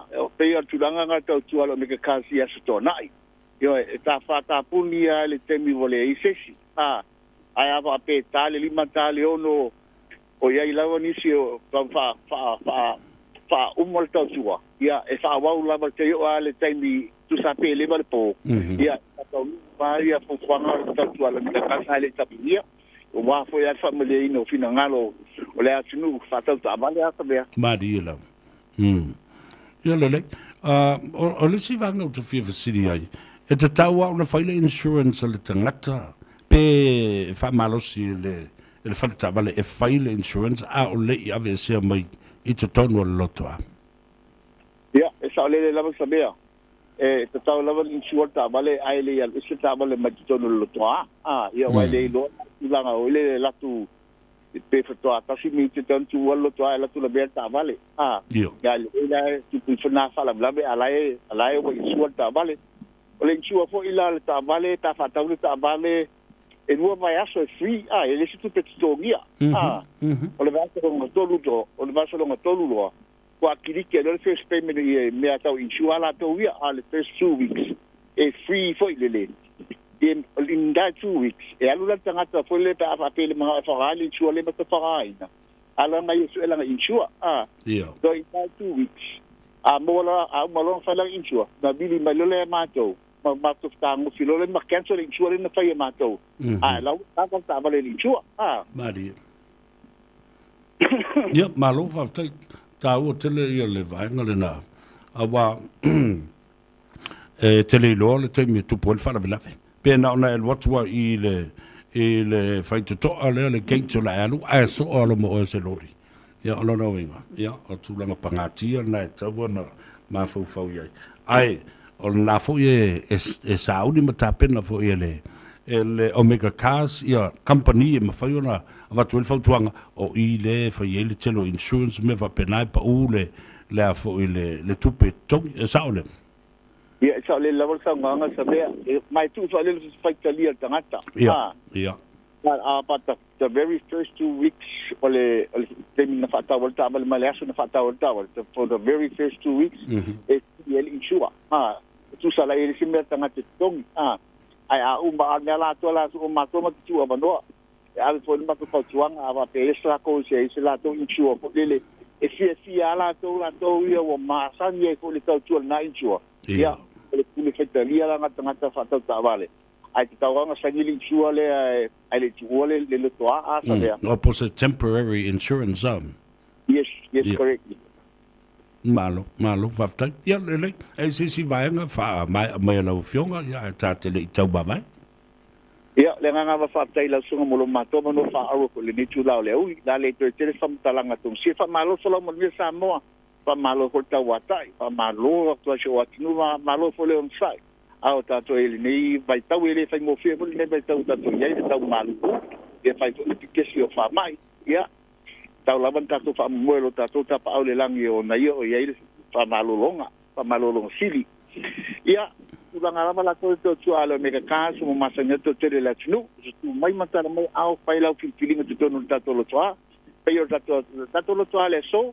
to lo ta to piki apu walu te bidai to lo ta to for ranges walu te mata to ta vale la po io le Toyota Highlander the one is for to no ta to lo toa su mai metal mai au fa ila filinga tele ta vale ese fa ila filinga lanu ese man tu sa mo ai se ta vale te mana o su longa lanu e ma fa na matu patino le tu langa ese tau mo fi ai au ngalo lo swafa tu no ta to le se la su mata se o kuso ya te nane foi au ngalo la u fi te nane foi to sanga matu te ba e fuerta vale on fitness registration mal service in ta vale yo ta ya la fa tu na fu elo me ka ia pe valau me te foli o le oiva lua pitu lima malu tasilua oiva lua pitu lima malu tasilua ia pola te foli fa dai o le olua tasi papitu ono lima fatasi olua tasi papitu ono lima fatasi manu ia tele sa pati madia foi pa madia foi le tui o faiva e tui lo se vea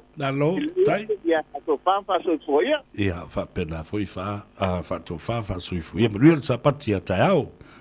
Ia, sui foi. Na, te lenga tong sia Pio Wilson, ia, ma le au nanga foi le Omega Cars I lona ofisa lua salau Cavendish driver I Manukau. A le naval au I lana telefoni o lua tasi fa fitu ono lima fa tasi. Ia, whatalo whatu fo inisi whatu a leo wawai atu a ngai mai lungo le tātou api whoringa. Whamai eni ti o kaura. Mā lotu fumunria o anambelei. Talo whalava mā lotu fu ma aunga namuoli. Ia, whapea fui ia le tamai ta selenium sei. Ia, o I tu malai lilo mai awa. Pea foi JJW. Fatalo fatu I Tacoma, Seattle, Washington, Salt Lake City, Utah. I le tamamatua. Leota tavoi Peter Strickland. Ia, malatina ia sa umalai. Alo le la pale mele on sai va moelo. Ria foi le nai tu. Ia, mamoa foi ia se tau mafana fana I le taimile nei o le sama. Fatalo fatu I le tama ia sao. Ia fa pea foi Lilieni. Male faletu male ai ngali. Ina San Diego, fatalo fatu fo I le porokalame nai te mama nai te mali. Foi mi fale o polo lo lato fatinoina le au nanga I le si ufonga Samoa I le lato. Foi le tio ma le lato televise tu le epa ma le sunga ia amua. Talo fatu le tato porokalame ma lo fole soi fo nuia. Talo fatu le tato porokalame le na po nai vau alia ina yala. Le fionga ia fonti au loa ia ma le tamo le turisi ia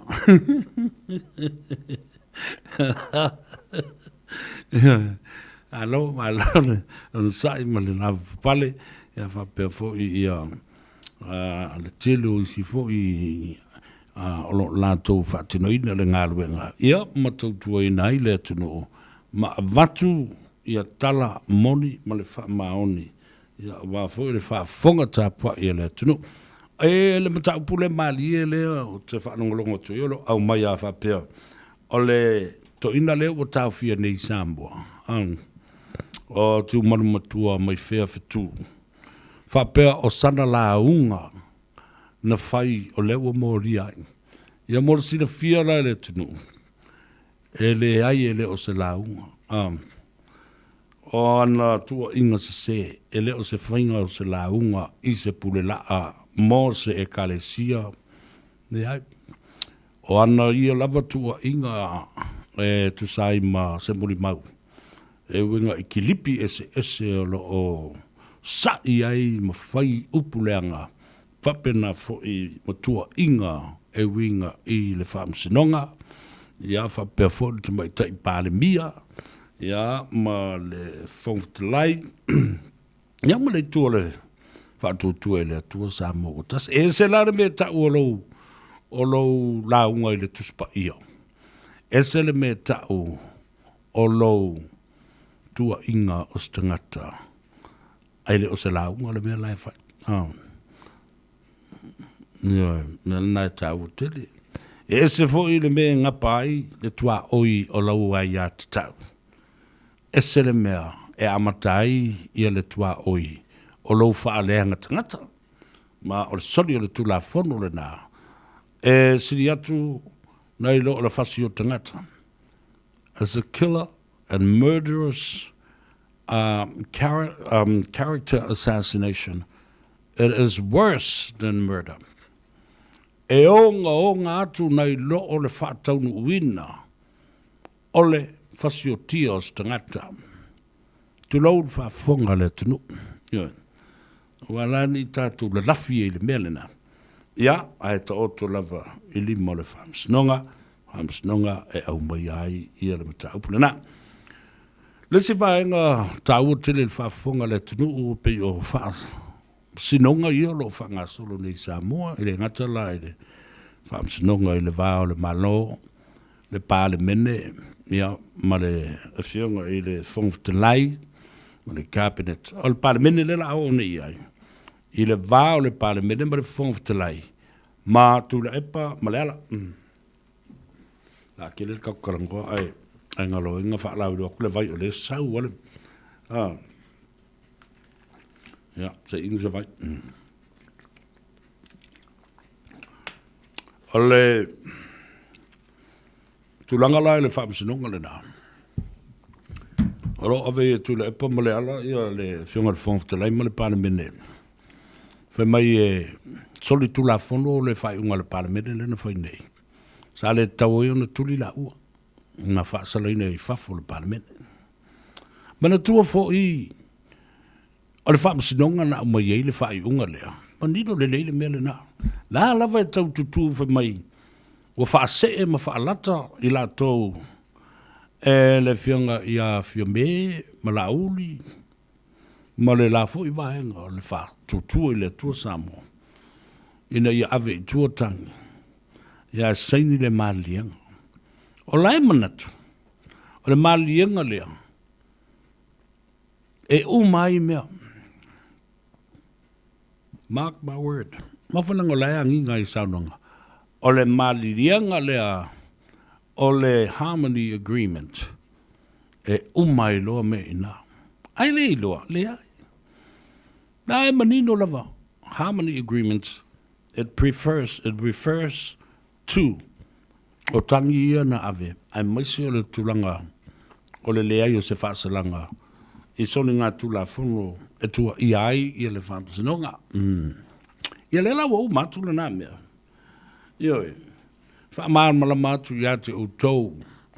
O pongi sa pēr. I le wha o ngā ina o tau. Sa ili eini tupe. E whai ele whaamsinonga. Ia le mea le nā le tangata la tōmi patino le tangata. Ia male i tū nā te langolango ina. Ioi. Nā lale nā. Ai. O le mata upo le pāle mene.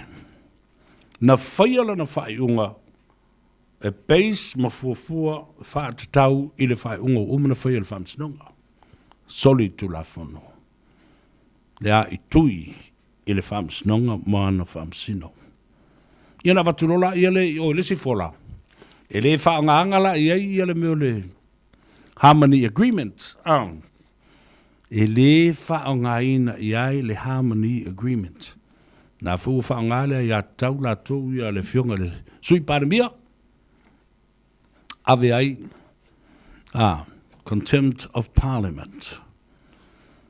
Ua solia tu la whono tau aloa ma le alo ia. O le mautafono ma le Parliamene mamalu o Samoa.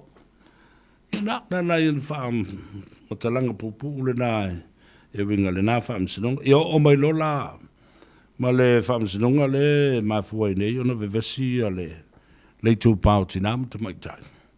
Au te lea tu e tau whai atu. Lāle me ngā le inko sāwa wali ngei. Nāle me ngā le ono tau sāwa wali. E na ia a puti ma fatu le titi o tau tinamata mai tai o le atunu. E na ia sao i le whainu mera o ta mai tai o pu whai o malo. Ko sāwa wali ne aso ato mo tau pēr au tau pēr papa e mo tau o fulan moan.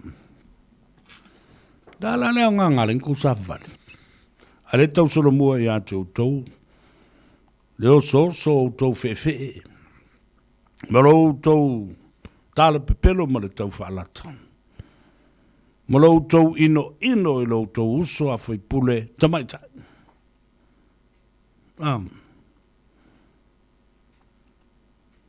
It doesn't make any sense.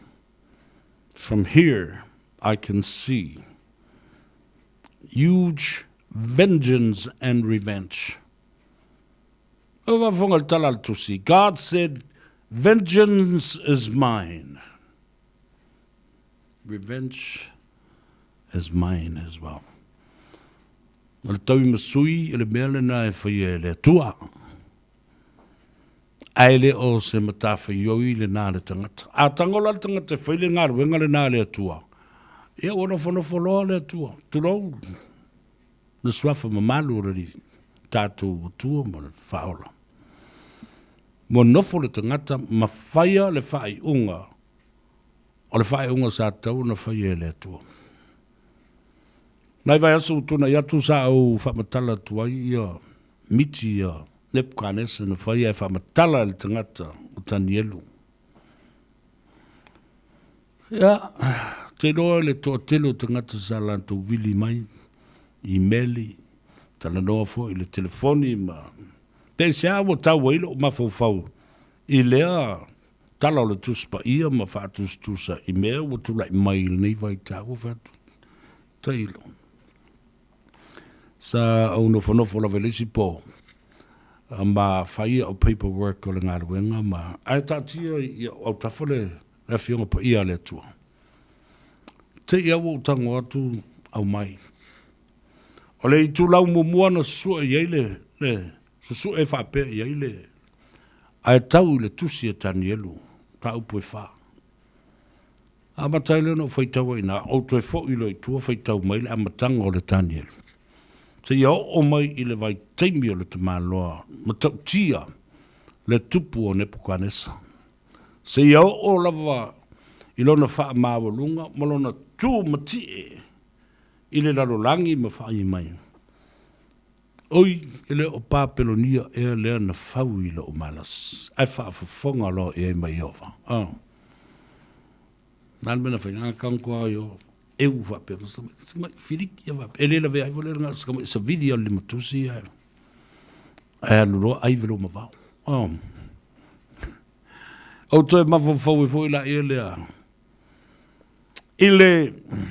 va o le sunga tu e pa male fiong la udi le male to o to fa manatu mai ai ia ta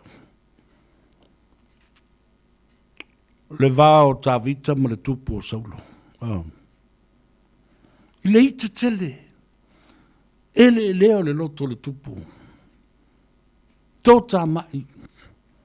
I lona le ma whaia mea e whaia ta vita. E alu ai. Ma tu tupu ane mone o le ita ma le tota mai. Le mana o e fasiotia. Aia. Ke le me maua tu e ta vita le ka kia ke le ngoa mari kupu watu e le ma se a upenga le ma se ie le fai e ta vita se me na le tango ta vita fai se me fura se fai longa e te i fai se uro nei loa sali e le se ia ka pena umma le mele tu la i mai i le va o tai nei o le tunu la uli, ale mare toa, ma le sunga le tule epa. Wale ma fai le to ino tule epa. Ona toi whaatino lona ma e aia i se tūlanga le lei. E whaafetau i eile malu si anga wai ala au lima le whaamnianga le tua o tuu ina atu iai. Ma ua si i mawa lunga i lona tūlanga, ma wha mawa lunga ina. Isa tu langa alo ia malelei. Tilo tangata mātou tu talanoa oe la tu te langulango ina le HRPP sa iei fo iwa se ese le la tu valu. Ma uwe siri lewa iai. Awa o stasi leo mta upuno o vatua. Ole meo le to ulu te tasi my internal fractions from inside a caucus or a political party. Ai fai mai le tala le tangata, ia tia. E le to tasi, le to lua, le to tolu, le to wha, la tausa i le Europipi. Tui la epa bit the wrong hand. Was se le lima na ue tu le epa. Leango le lima lea na ue tu le epa. O le lima o la auli. O le lima na whawhanga ai, ma tausi ai, le mamalu, ma le whaatu mawina pea o le pulenga wha HRPP i lunga o le tumuai o tule epa e a vea ai pea ma pale mia e wha wau pea. E ana ua lole lima. Ouch! Le lima na watu ai le tausi atu ai lo mamalu. Ma si tia. Po o ai la tangata, o ai foi pule tonu o le whaletui lea. Le ai se tasi. Pe afa tangata fo i vai atu whaafonga le tunu tulou. Nate whaafetauia le malusi anga o le tomai o le anga waa o lauli o le mare to.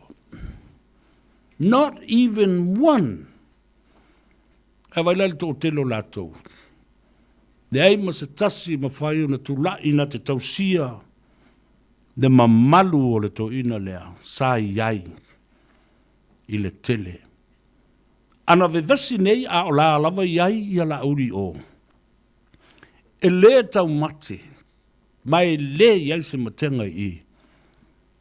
O a lava ni vā i le vā o la uli ma tu le epa i o. O le tau tala no i tūlanga wha aporokiki ma vāanga wha apufai ma. Po le a lava le vā. Pe si i uta si i tai o asuanga le vatele ai no fo pea la uli i. E le ma lue le no fo le pale mia. O tu le epa malana ta inga. Because la uli, when it comes to the crunch, he's a very loyal man. He's loyal. E wha maoni i le tangata na tauto iai e whai mona tuitai. Ai na ua sila fia la oli ua lama saulo i lona ola.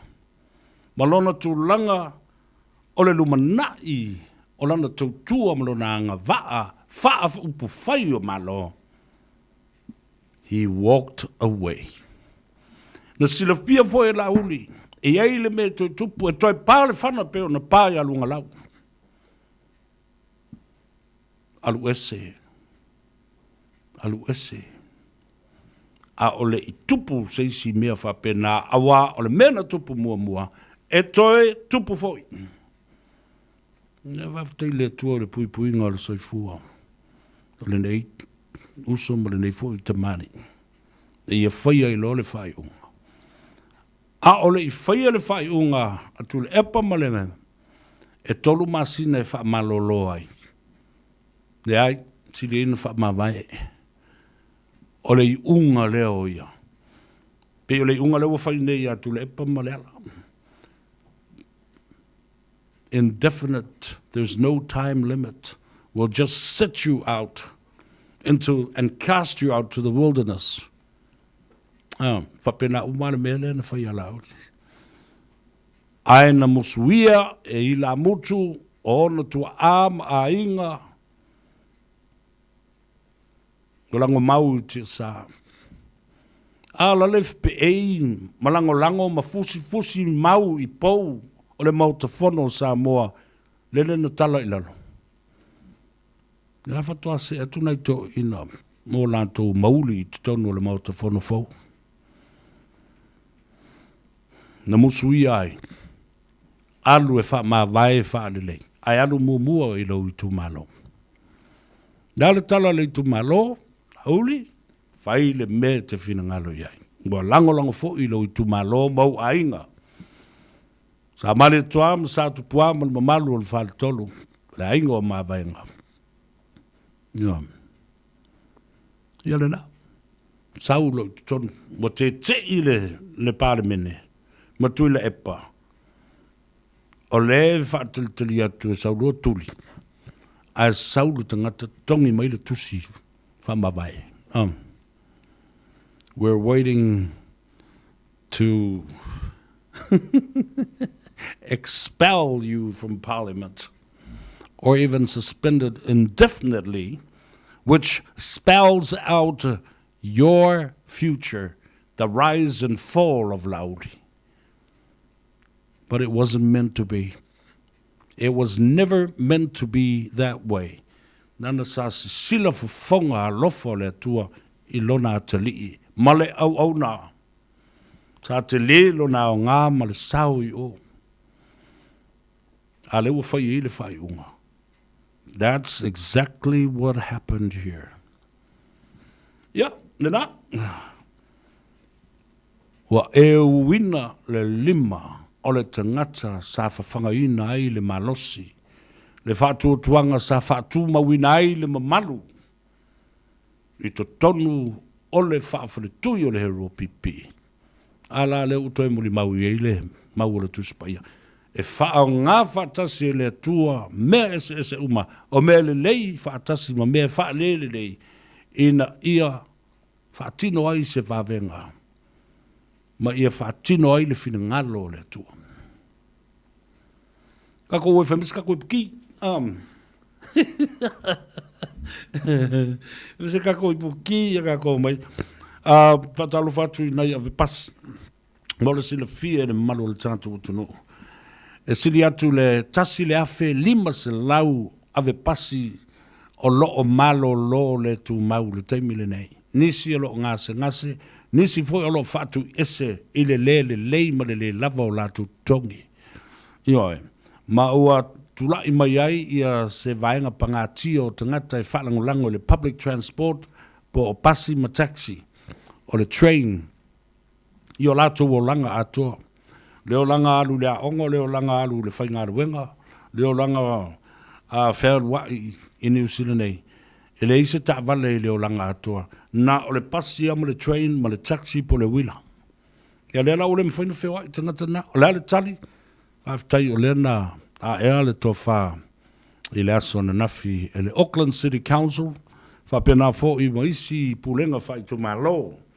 I le atunu watoa. Whatasi ai ma le vaenga o le Auckland Transport ia si i nei tu tongi o ave pas. Ia patipati la ia pas o le ko akele i o uo. Ko akele i o uo. Ia ngā lulue i lea ngā luenga. Mai avatu fo le wha malo ma le wha aftai. Tele fo o tausanga o tuana ia o anga i le universite. Ia a elu i kai i le campus a le se kupe e laukanga. O le makua le au ngā. E kaulanga whaisa usang wisi le wala. Il fali. Le wilai. Wai. Tele lectures wapena fo i tutorials e le teimi e vai. E le mwhainga sau e koe alu le fale. Ia ngā ua umara card. Ua umara pass e sele. E te whawhetai e tua i le tō tele o na ia ubo. Ave pas. Le tanga le lei i le upufo i leo le lofa. E le tongi mai arue o le o si o fuala o kat. Ia, ma ta whawhetai ma whamalo i ai lato. Ai te musu la e tau o lato suafa fo i e. I le taimi o lata polkalambe pe a te sau e whaile polkalambe. A wafu o le tātou atunu, nei, e tumu le mele loto le anga. E ofo i tau le ngō le vili te i le pūlenga o le pasi po le ara kampani le tau le ia i o le pasi. Male ngō le ave pasi. A whele roots le sau wai. Wafo i le ufa longolonga mai o ufa mitalatu o sa o alu fua le pasi. Sa o tie fua. Ma ufa avitai atu wai ave pasi. A tonu e eise tai au. E au ngā se to mai ma se anga waa o oina mai le tula fono ma le university e so sodi atu to. E le natia i le whaafonga le tunu. Niwe, e le natia. Na lofa mai le tua ma whaau nei ngā ruenga i le au. E lata le veono na ia uo ave pas. Sa ututu la i o lato whaamsinonga ma toi manu malo uma i o lato cases. Ma toi fo i o lato ngaru. E le tau o tour company pasi, le tau o tour mai ngoa. E si le fia, laftai le tua. O lou wanga le leima le lofa. Le ua toi wha fo i.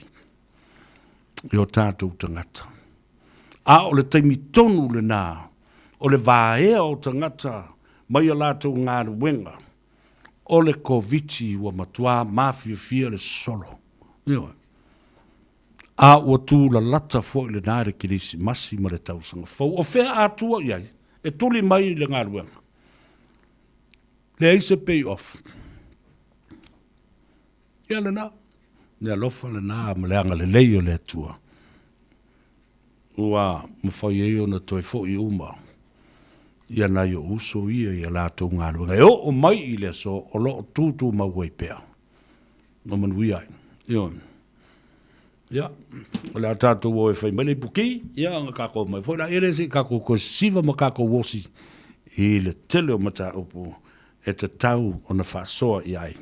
Ia ma pē o mata upu sa o fola atu. I le astrofi.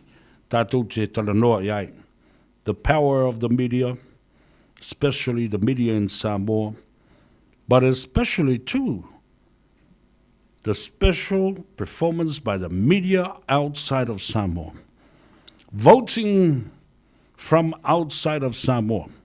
It hasn't been passed yet or approved in Parliament. But what have you seen? Tuila Epa's government has already been defeated. Ala mua ti tōre ulo resi whainga malo. A o lele au mai am te tala mai le tula fono e pasia. Whaatanga tuai tātou ona. Palo tātou I whafo. Wa waila le pahoa tele o Samoa no nofo I whafo. Ma whaasala raunga I whafo. O lele I tau au mai. Le awa noa tātou te palo tātou ai. A lea ua whaia ina. Ia le whainga malo sa manatu lea tunu. E te tau o na Jesus winga. Te leo le ese senga le mele nā. Ara tātou woi wawai foi. Ioi, wawai mo ia I foi.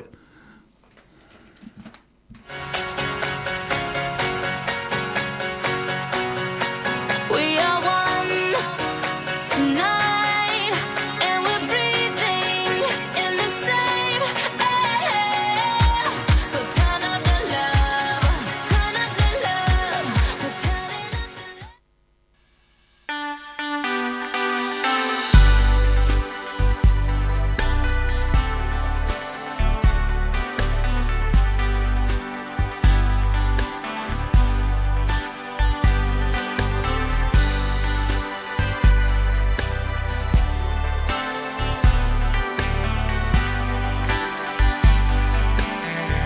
To live your fight over. If I'm ever tu ya oele pele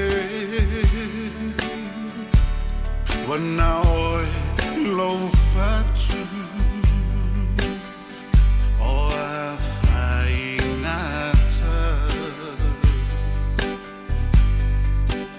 ole olane fusima oiolina moa une tau to my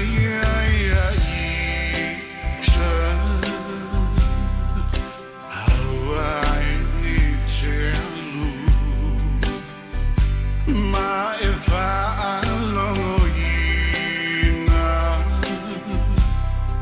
let lo ufatu o te ta utino atu et little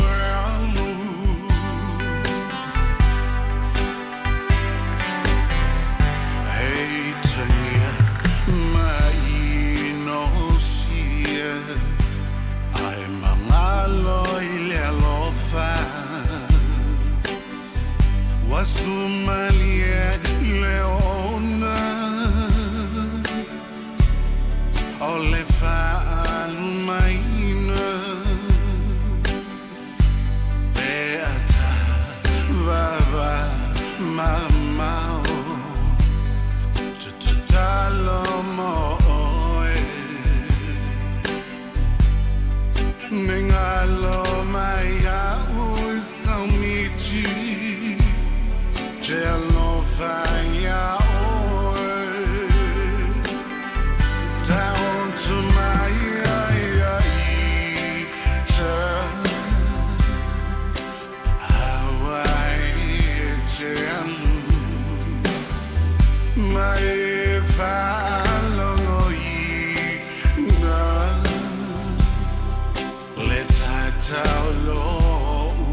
atu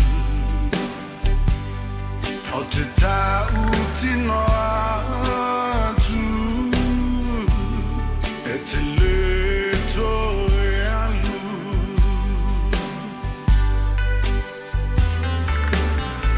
te ofo atu se alofa usili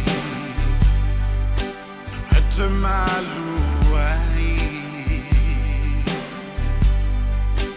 Fa'atau alofa Se me alofa te umau E te tau to fia fia I lo moenga O te leo leo oe Tali maia so leo malu Baby, what now? Oh, down to my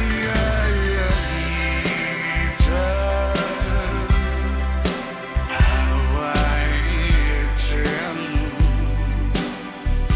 my follow let's tell Te tautino atu e te leto e alu Down to my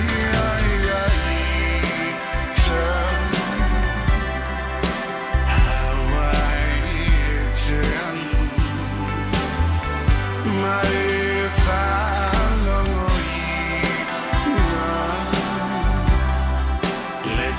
Tau lo ufatu O te tautino atu E te leto e alu O te tautino atu E te leto e alu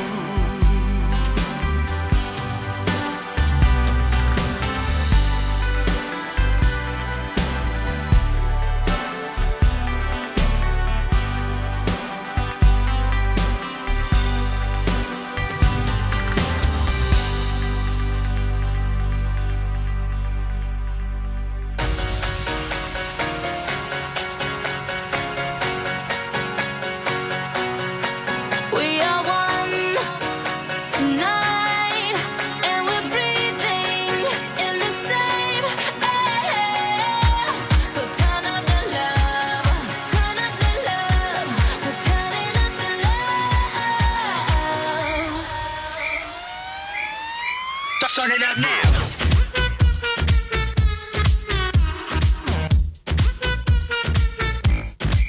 Get it poppin', hot tamale, dirty bass, we so bad about it. Too legit, we can't quit the party. Super freaks, no Illuminati. So 1, 2, hit the booze. We on YouTube, nothing to lose. So let it loose, cause the sheep don't sleep like pop, pop, pop, pop. Drop low to the L-O, V-E gotta get mo. So clap your hands, clap, clap your hands. Got nothing but love to give. Turned up, you don't hear me though. Here's a love for your stereo. So clap your hands, clap, clap your hands. Got nothing but love to give. We are one tonight, and we're breathing in the same air.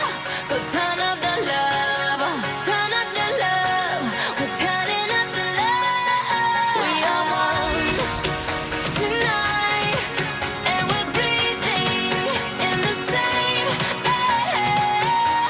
So turn up the love, turn up the love, we're turning up the love. Go ahead now, floss your love like a heart of gold. Dirty bass, so make it tootsie roll. If you don't low on the floor, I got a crew that'll handle that cookie jar. I ain't tryna be rude. Spread love like a guest list, you plus two.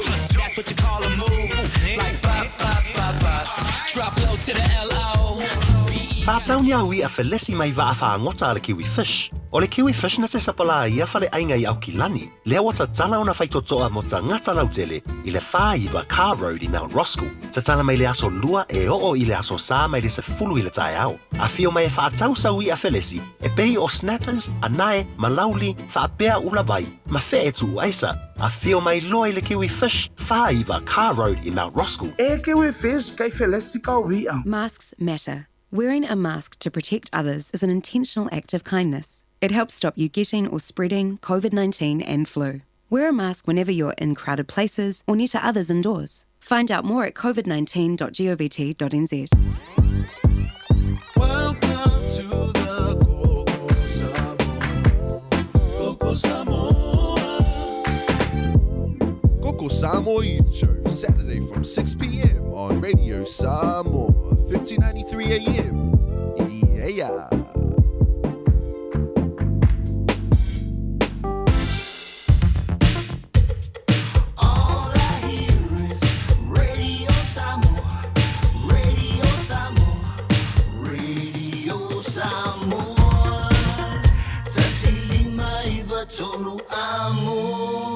Radio Samoa, kasilima I Vokuru Amo.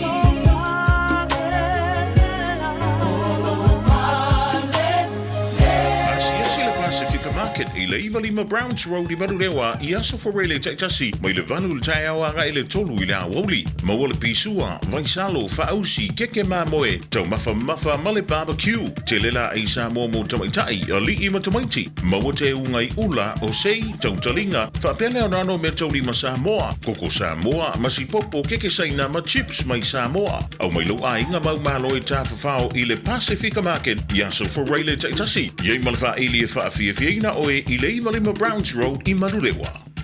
Masks matter. The closer you are to others, the bigger the risk of catching or spreading COVID-19 or flu.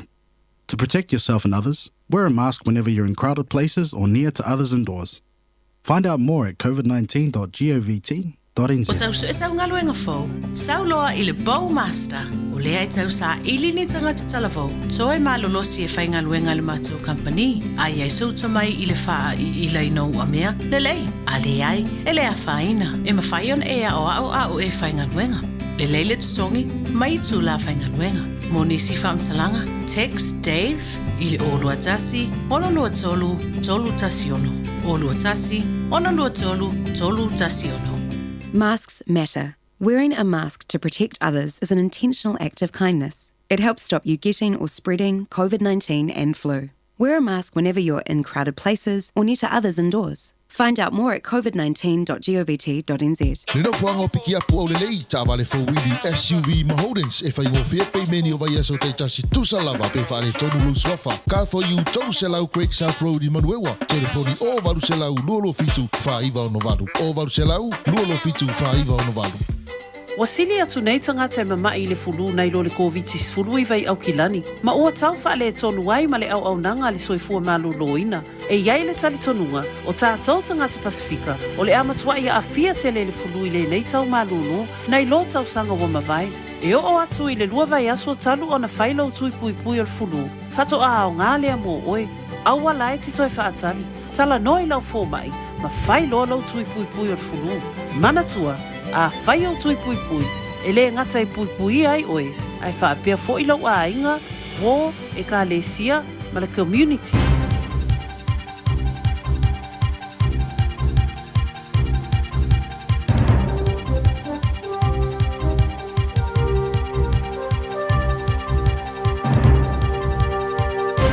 In this update, there are 6,232 cases of COVID-19 in the community today.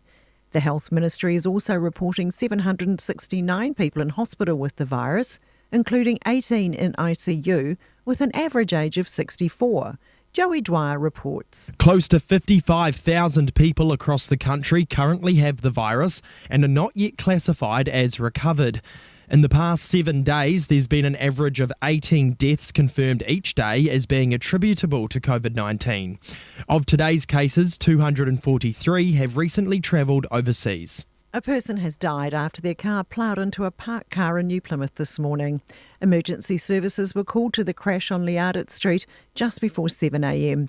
Medical assistance was given, however, the driver died at the scene. Oversupply of avocados in Australia is causing our trade prices to get really low. It comes as a Rabobank report has highlighted the need to diversify our markets, with production expected to grow by 6% in the next 5 years. The report highlights the need to continue to grow into other markets when Australian demand is lower. Associate analyst Pia Piggott says Australia's oversupply is really tightening margins for growers. We've had increased cost from inflation, we've had labour availability issues, we've had shipping and freight cost rises and reliability issues. A group of activists are attempting to stop a bottom trawling vessel from departing Port Nelson. 2 people have anchored a raft alongside Tally's Atlantis trawler in opposition to its bottom trawling on seamounts. The biodiversity hotspots are often home to rare species of coral, which have taken centuries to grow. Greenpeace Aotearoa Oceans campaigner Ellie Hooper says civil disobedience globally has been a key driver to create social change. She says it was a key component to getting the women's rights and anti-nuclear movements across the line in New Zealand, and change doesn't come just by asking nicely. That's news. In sports. New Zealand rugby boss Mark Robinson won't commit to backing Ian Foster as the national coach should the All Blacks fail in South Africa. Robinson sidestepped the question over what might happen if the ABs lose even one of the 2 tests against the Springboks. Oh, look, I'm not going to get into speculating on things like that. We're really focused. We've spent a lot of time in the last 10 days, primarily around focusing on our people internally when there's a lot of things going on like this for speculation, and then making sure the team have got what they need to succeed. The TAB has paid out on Kiwi triathlete Hayden Wilde as if he'd won his event at the Commonwealth Games. He had to settle for silver at the Birmingham event as England's Alex Yee claimed the gold. But Wilde has appealed the time penalty that cost him top spot, and now the National Betting Agency's confirmed it's paid out on his victory. That's sport. Talo fa Samoa. wa ule nei o kasputi alu a wale sui ale ngila ura ule kio a eva mai ina se fulu lima iwa kolu a mo Radio Samoa Vevela a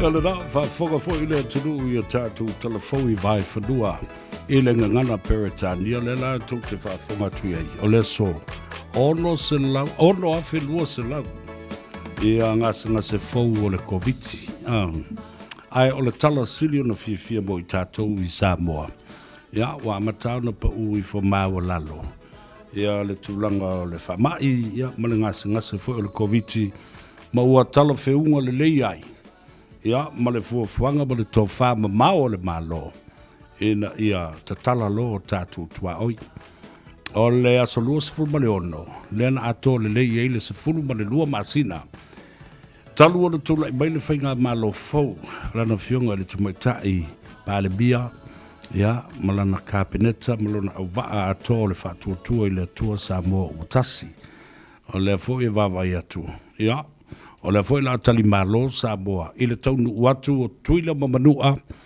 i le taimi tonu o le te wila ia ese le manaia o ia fo i whelafulafo inga i le maota i le vai asuna se i mawai atu nei ia ma upu tau mawai e loain ia o ngā tusa ma le tōwha le malo ia ma ua mali lie fo'i ia le maota o le senate ia whapea fo'i le kovana sili ma le lutena kovana ma le presidene o le senate i ia fo'i wheutunga inga ia ma whilo inga fo'i i tūmua ia pe o atu le nā teimi ua taupoina tulanga ta ua le nā ai awane ngalo ya te oi vai le wo ye malisi ngase lele ka o le monkey box la do fa tu ai le matanga fo yo le tatu por kalam so ia se ko ke o maloke me o la mal kupol fa le lave ma pisi mai ngase o me o la ya tatu ya le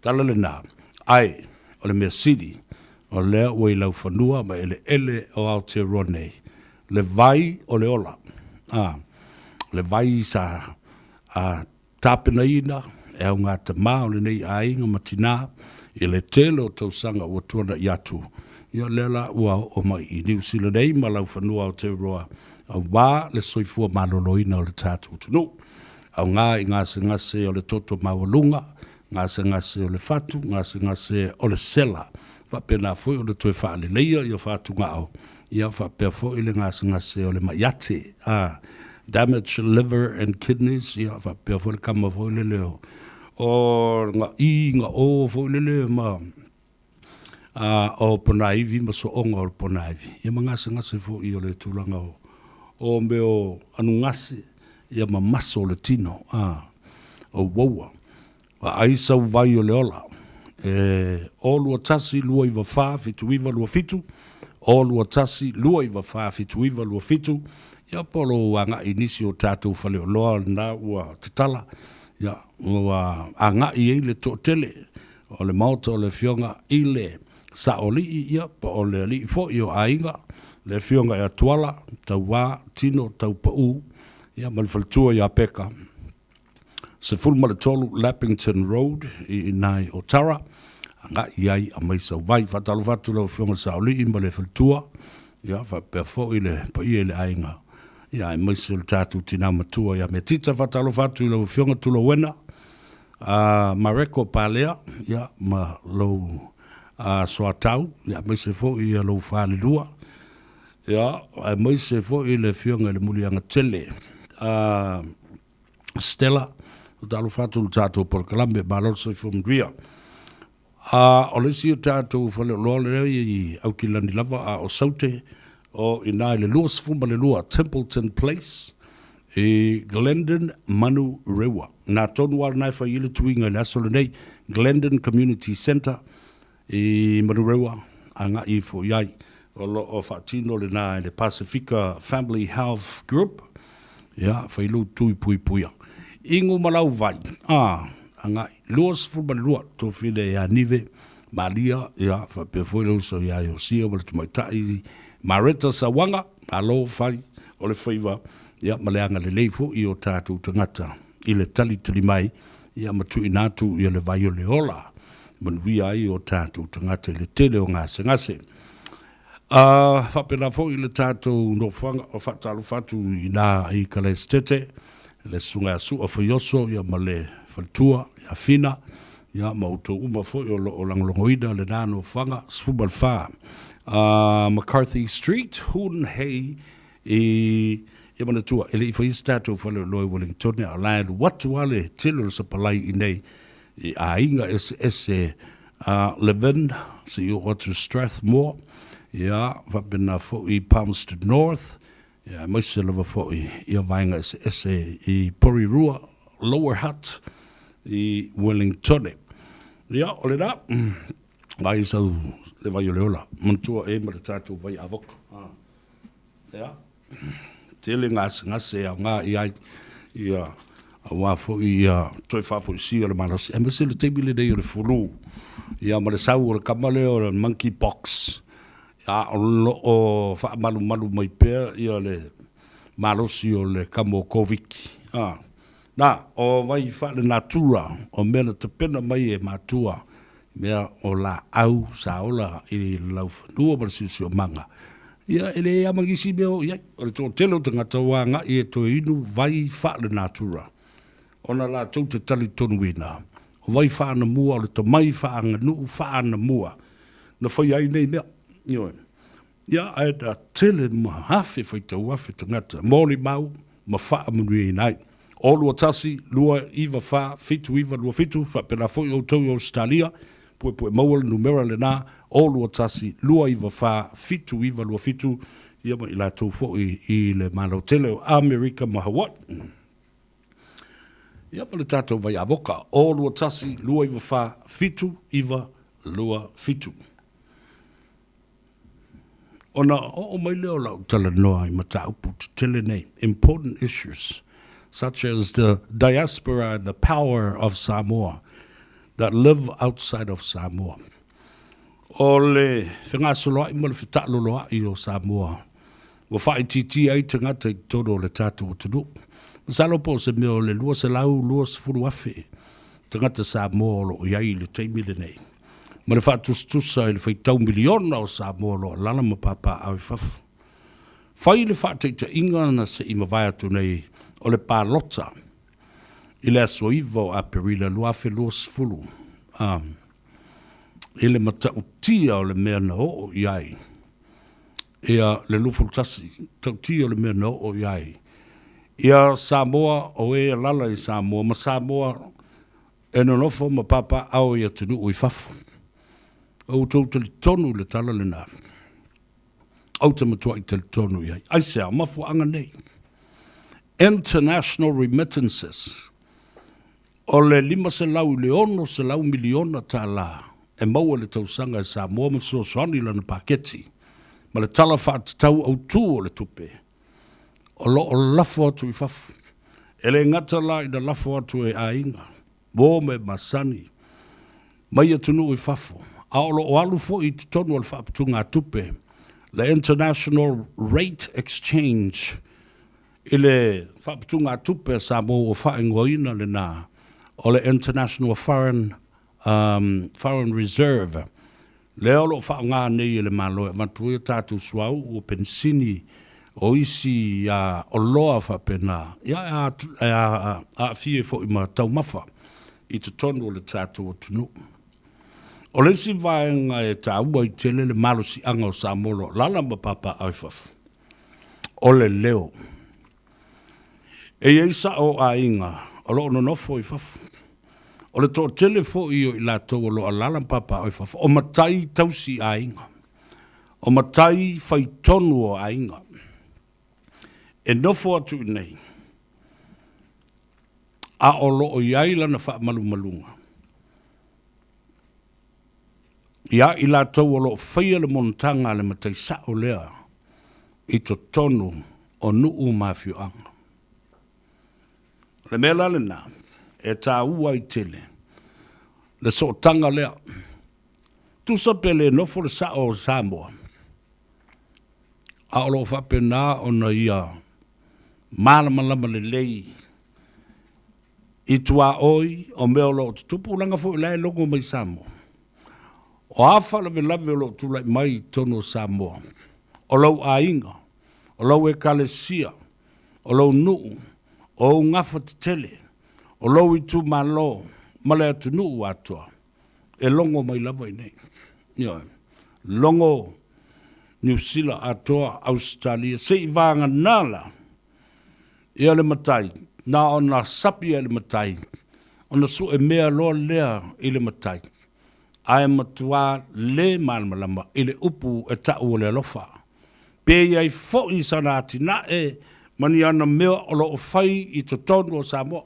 Au tautala langa e atina e ei whanua o lo o fai atu e atina e nei. E moni mau Samoa. Mai le lewa atu nei fo I nau sila fia ato le tato nuu ma le tu malo. Le toi wha fo I mai o le silia I le lua se lau wafe eka o le ainga le nei ma le nuu le nei. E le o se nuu o ni tua maota o sa lua fata ma lufi ma lalo maunga ma fanfa fusi ma ewa. O le nuu ma vai o le fionga le tanga loa matua. Muli talo pale a sina la vea. Tu mon vau. Ioi. A o le nuu foi lea. O tu tonu o le maota ma le malae o le mātou tamai le tanga loa matua e whaingo ina o pai lei. Le puna I foi nei le vai. Le vai le nā o lo o tau ma mawhau mātuai. Le vai inu le nā. Mai tu tonu o le ngā ele lea. O le malae le nā o le tamau sa vea. Le a leina o whai sotala. Ai, whai whale mai a tātou mea. Ma o fo le taimi o le malo e tau ina silsila matanga I te toa hia vaenga SS. E le ngata le tau mafa o le vai o le sau tonu le ele. Ai wha pena fo I male ele tise o le o mu atoa le whai au tala. Ai, kasi ala ui kanga o loko loka pe mai male vai. Ianga kou le whaingu lola e mle koe ola mai kou mori. E tali e le tō tele o tangata e mara malama. Nea whatoa mai atu ia. Lo ulawina atu o le unga o le whaamsinonga le nā. Inai vai aso ua tuana yatu. Le alale nai tā ua I tele. Le paua tele o tangata Samoa lo alala mapapa au I fafu. E whaalongo mai Samoa I le whautuanga ma le tu o lalo e watu nei. Aisea e malosi le tupe. Aisea, leanga I le aise taimi. Ua wala au mai ai I se whaalawe lawe. E alo ai. Ia le matai o lo nofo I New Zealand. Te le tau whai atu. Ai whaafafonga o mātou uso, o mātou tua whawhine, o mātou tau songa, I le tūl tina, le tūl tama. Mai le tau whaailoina fu I le nā au o ranga mana, whaiva o lo tausia tuai ainga. Ma whaatino le tau tua, ai tau malele I Samoa. Malosi anga le nā o Samoa lo no nofo I fafo. Ma le popo lenga fo I le nā o Samoa. E iai le tae ao ma le taimi. E mai a ma mautua tina e atanu I fafo. E no nofo I le whanau. Ma nga I atu pia o mafo I ala toa tina e wa o mana whaapu lolo swa vai e fu e isi ta maiti. Ma isi au aiswa vai. Mo an tae ao. Ara walu ta mai Samoa. E nofo le le ei mato e wa aia nā tina e ma wha tele ina. Ma wha au popo. Nala le nā e tā ua I tele. Leanga o lai popole I ona whanua malau ele o mea tōtino o mea sina alona ainga. E pui pui ai. Le paua le nā o Samoa o lo alala I fafu. Na a apa mai I ai. Lana fionga I le tamaitai I Paremia. A apa mai ai le fionga I le lauli le mali atoa. Me le ino whaiatu. Ma mao ia o me totia o le polokeki o mea umalawa. Na tā pena I ai le sunga lauli. Ma lona au waa. Ma le fionga le tamaitai Paremia. Te leinga ia olo. Pa peo fo I te leinga ia le atinu. Ia meso le fionga le fonga te lai. Le sui fonga te lai. Nana fionga I le sui Paremia. Ina ua fusia I le fau o malo. Ma o lātou turi vai e le atua. Whasino ala oi. E mawai upo le atunu a whai e uia le ala tui e whasino ala i la mutu o ainga. Lea tonu ana tupui. Lea tonu ale nā lena tupui. Na whasino ala le atua. Ai lima te ina i la mutu o ainga. Le tō whāma le whautautanga. Wa tū malo mo si ai le whau o malo. Ona tātou se e mai lea. I le malo si anga. O le ngā ruenga whaasa le lau, ma le ngā ruenga tūstala. Na sila la uli, pa pe foi le fionga le tamai tai palemia. O le mawhai.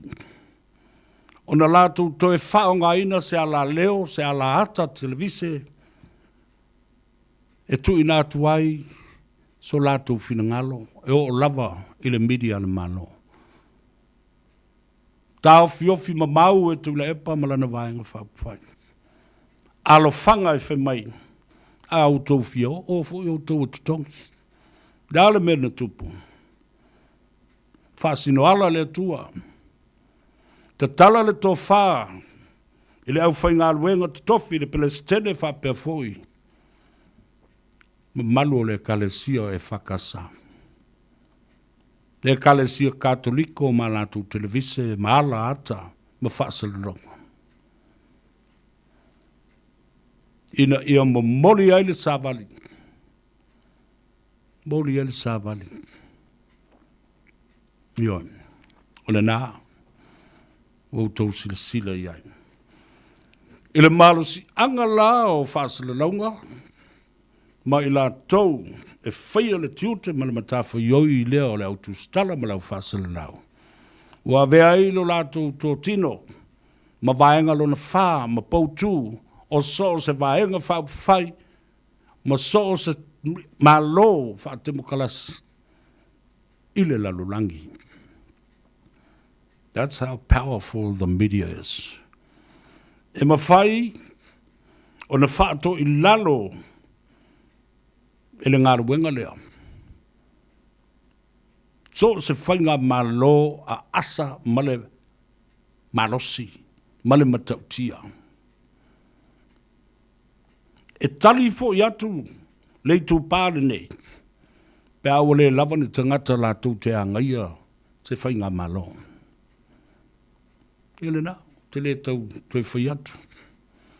Ina ua u mamau e tui la epa, ia uo i la tau ewa aia, lei tio whaasa le lau mo televise ma la ata.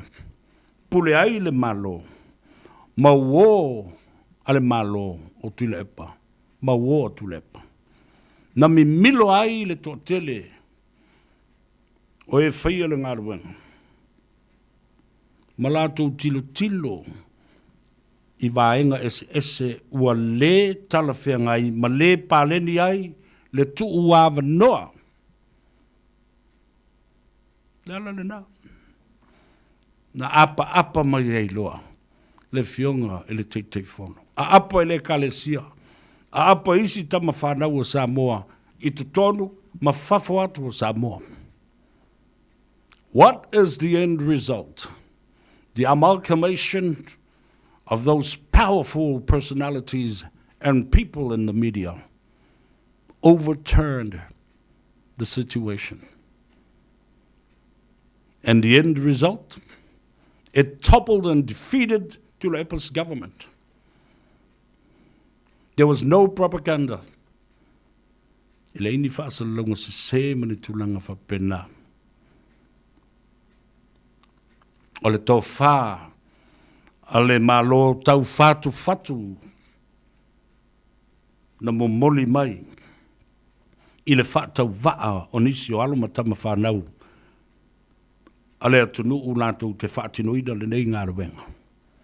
Ma a apa atuai, e whesoso ni atu. Nau na whailo. Whailo le whangatia le tō whāma le whautanga. O ni ana vatau. Ia fonga Samoa. Ia manino mambala malama ia Samoa. Samoa ia tunu I fafu ma Samoa. I tutonu o Samoa. E tō whāle nā e malai. Lea o silasila ai, le whainga malo ma le tō whā ua e. I lana fionga, i le te whono ma le fionga le tumai tai pāle mia. E le whangaloina a fia I siona whā. Mai le na o le whā ngā ina fo I matangau I mawhiato e le ala. E mana tua, le alofa ma le anga le lei. Lea o le a fio mai.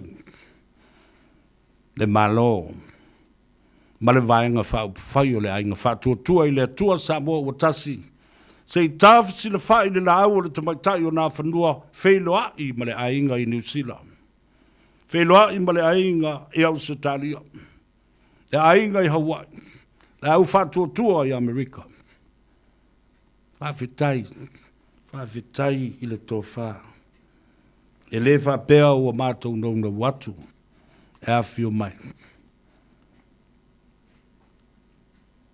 Ina ia. Au maia se whawhitai alo ia. Ole langona. Ua awhi ane. I le tō whā. Mamau ma le tō whā whetalai. A fionga I te tai o le ainga whātua I le tua o tas. O nei mea o mai o fitai, I le whau o malo o fusi ai, ma si I le viinga I le atua. Wana la vea I a Samoa, e tau ala mai.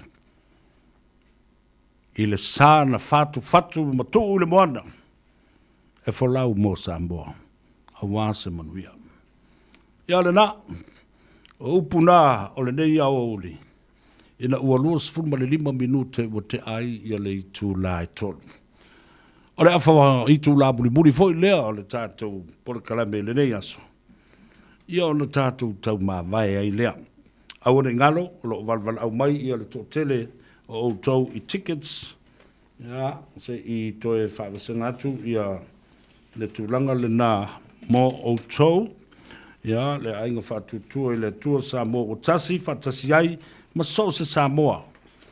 Pa ia mawalunga o le tātou tunu e le whapito manu I atas. E ui ele o se whainga malanga alo ia ale malo. Ai o le whainga malanga. Ale te tai. Te whono whapea foi le au waalava I o le whatutua I le tua Samoa o tasi. E ei le tai au. E mawhai ai. Ona longo puia li I Samoa antoa I tu e fio Aotearoa. E a fio mai. Ia, le na. O tala atu nei nā fo I vaenga I le tāu o tele. Ai le mawhai ona tāu fia Samoa. I so se taimi e fia vāvai ai. I o tātu te tai mawhailoa I atu iai. Wale au le sunga ia le asi se tima, I le olu atasi, o valu lua lima lua o fitu. O lua tasi, o valu lua lima lua o fitu. Mo sau ticket a waha le corporate dinner. Ale a inga whatutua le tua Samoa o tasi. I le aso lua sefulu au kuso. Lua afe lua sefulu male lua. I le nofanga lua o tolu Kohimarama Road. Le ASB Stadium I la loa I Mission Bay. Ia. Manaia, o tātou leo I nisi no whanga I leo le Mount Samoa. E le o le malaiola mga a o nisi papu po nisi fo I whare kalapu po mea whapena. Ave le lei I se no whanga e whawhale ai I le a whio mai ma le tala mai ao Samoa. I se no whanga le lei e lava ta pena ma lava. Ia lona te le. E a fio ma whawhale ai I le tunu. Ia, e nā. O lua tasi, o valulua, lima lua, o fitu. O tele ana ia uo sa HRPP, le teimi foi o le tapisa ma le vevesi. I whainga pālota, tō sina, mea whampena, ia ae ua toi fo I o mamai. E lango ina. Ia le whainga malo fau o iei nei. Ia le whau te wala watui, o mai, awhio mai, tue. Sa HRPP le amatanga. A le ua fast I le tāwalunga. I le tāua la le mea na amata mai. Ai tāua tele le tāwalunga. Ua e ti e lumo le tau mua le wa. Na outou sila matanga tanga I Samoa I le malanga mai mua le fionga le tamaitai palemia. I lana malanga whaatau pou whaao le malo Samoa I mata upu o talanoanga wha te tai o vao malo ma le fionga le tamaitai palemia. The Right Honourable Prime Minister Jacinta Ardern. O se mea sa matua I maofai. I le fia wa ai, fia papa I atu. Nā le mena tupu. Na matua I matautia lea wa inga. Wha mamoi loto. O le fusi atu, fusi mai, fusi ane, pai atu, whaatalofa, o le kisi, o le songi, wheliuli wai. Ma le opo, whaapele pele o le mawhanawhana o le anganga I na usia le whau ma lo, ma sila I le tamaitai. O la utala, o le upu moni a leo. Ai nofo, ma e toi le tō manatu, e te wa ai ma e tala noa I le tamaitai panemia. Ma isi o tātou te tai filifilia le tunu. Ma Samoa ma le tu. E wavala mai I le mamalu. O le upu. O lau fofonga. O fofonga. O le leo. Ma le tangata lavo ia. E taifa pea ni la ngona sa au moa I le telo tausanga ua mawai. Ina ua wala wina u eveso sani I le tatalaina o le ulua I le tio wha mō I tu tonu o Samoa. I le awhi visa lau valus fulmaleono. A le fionga ia mapusua, Rudolph Kyle, ma le Kyle family. O le fionga ia mapusua Rudolph Kyle stangata fifia I le talonga. O le tapolo. Na whai mai ia tia. Ai, sa vea. Al, Harrington, Malio, le atali. Awe te alu se mea. O te watu le taiao. E piki mai o te o I whangali I le malai tāpolo. O lao fia whei loa I se tasi o ta māmatua e fia tele e whaalongolongo. I le porkalame lea to walk the memory lane. O le vai teimi le nā. E na uaf siri mai I o le fionga I le li pule ma le whaatonu o le leitio I atea. O le ase a wala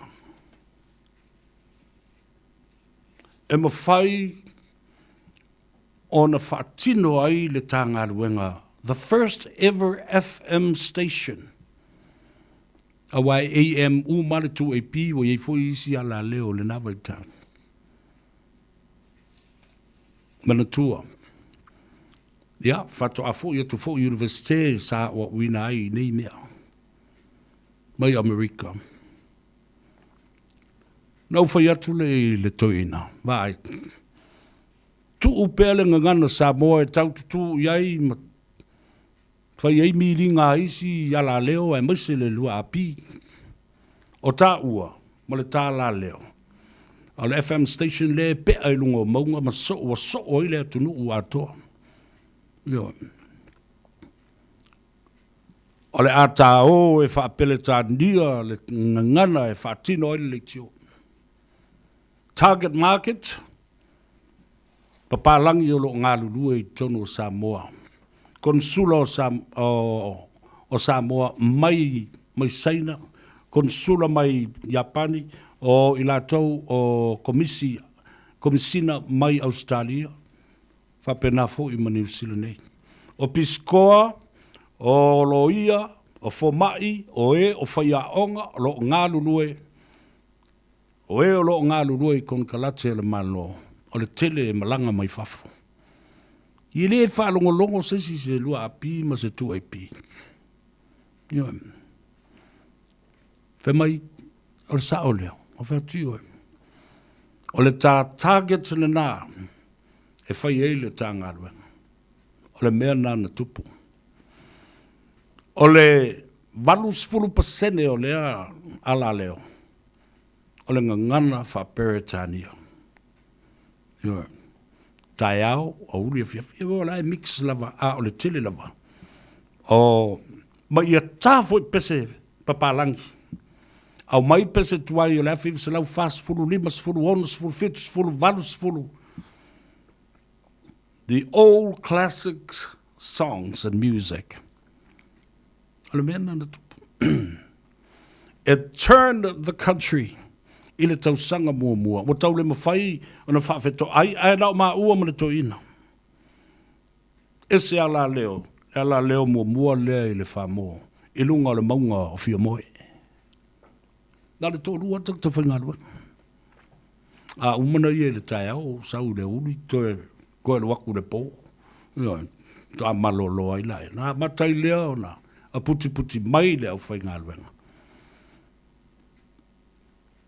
Le nā taimi, na matau tia, le liu mai, o tupe whaalu a le komisina o New Zealand, le komisina o Australia, o malo mai fafo, o le au whai pisinisi le ngangana Peretania, e whaina i a lātou watinae.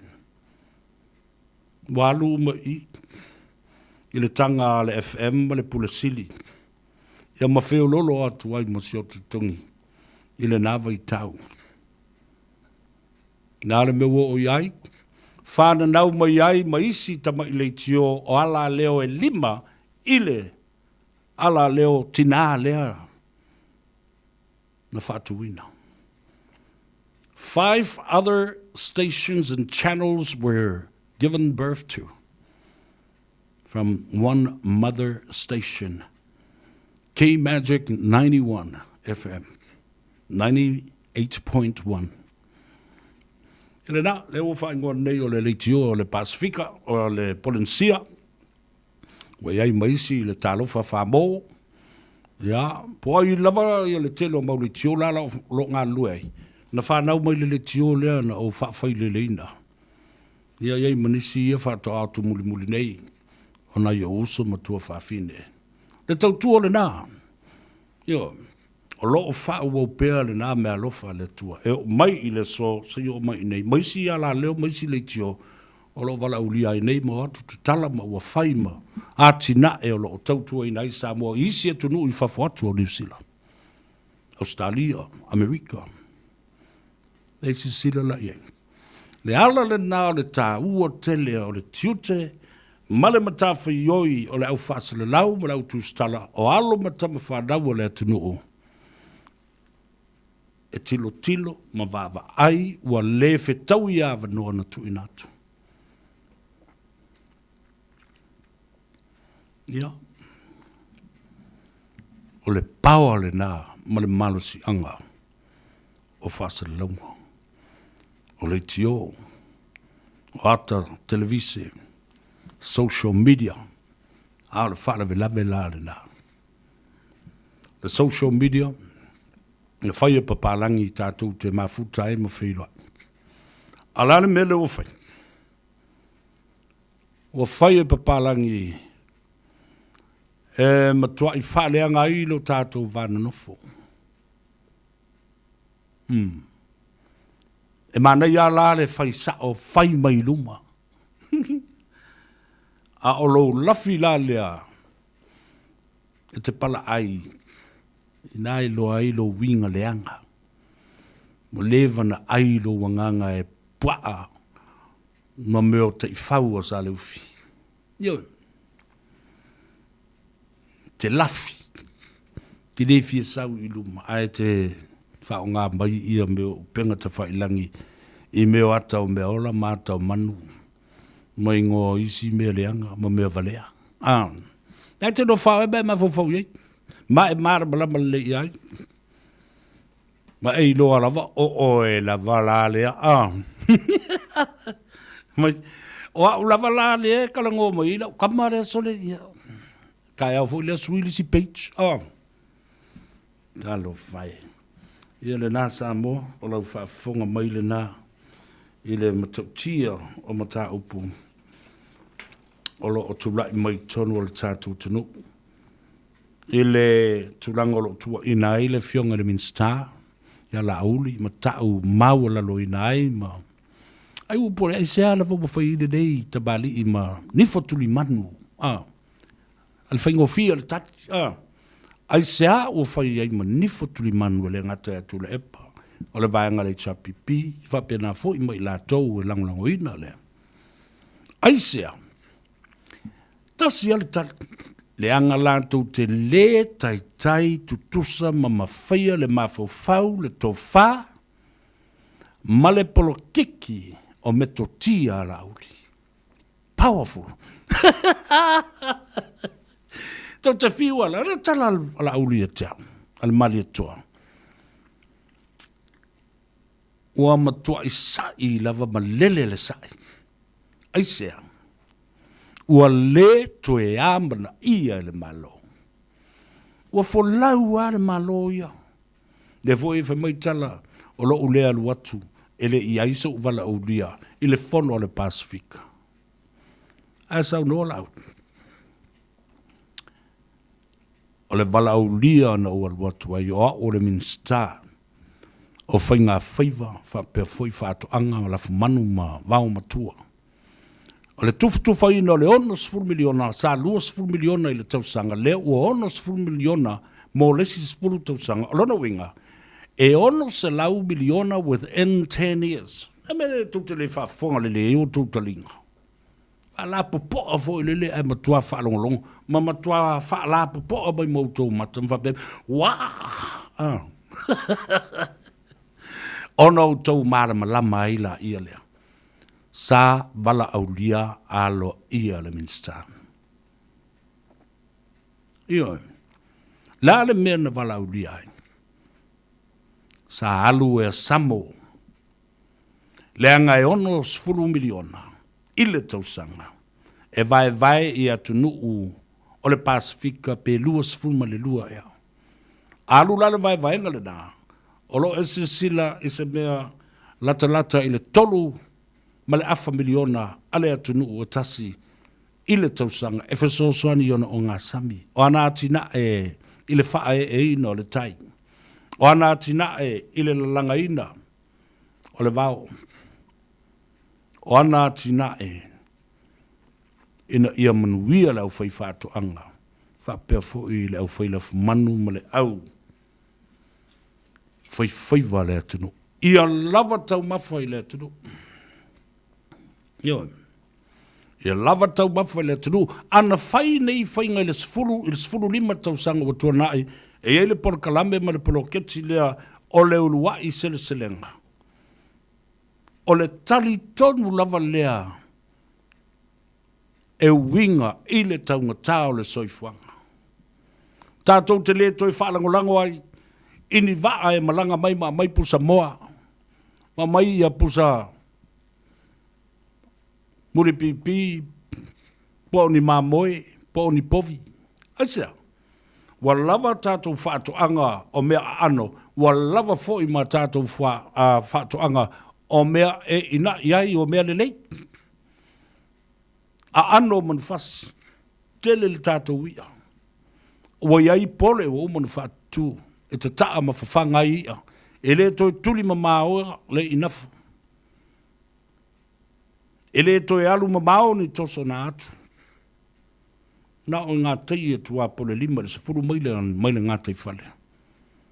La ua mawai ia o tātou pole o lo whawhanga manonofo I ai whanau ai I nā. Na paule me o le a whai. O tu la whono bylaws and policies ina ia mauti noa. Nā o le I a whapea te sauma mai. Ai le o le tamai a whapea. O le whaasau fo I le nā mō tō pulanga mō ata e au. Ia le mea na e tupu. O le lau tu lai mai nei, me nei o taua ma whewai inga ma fi ai le swau o ma le pensini. A le ala langa le si au vale mai, fai se mea, tufa le tupe. Ka lo vai a puke.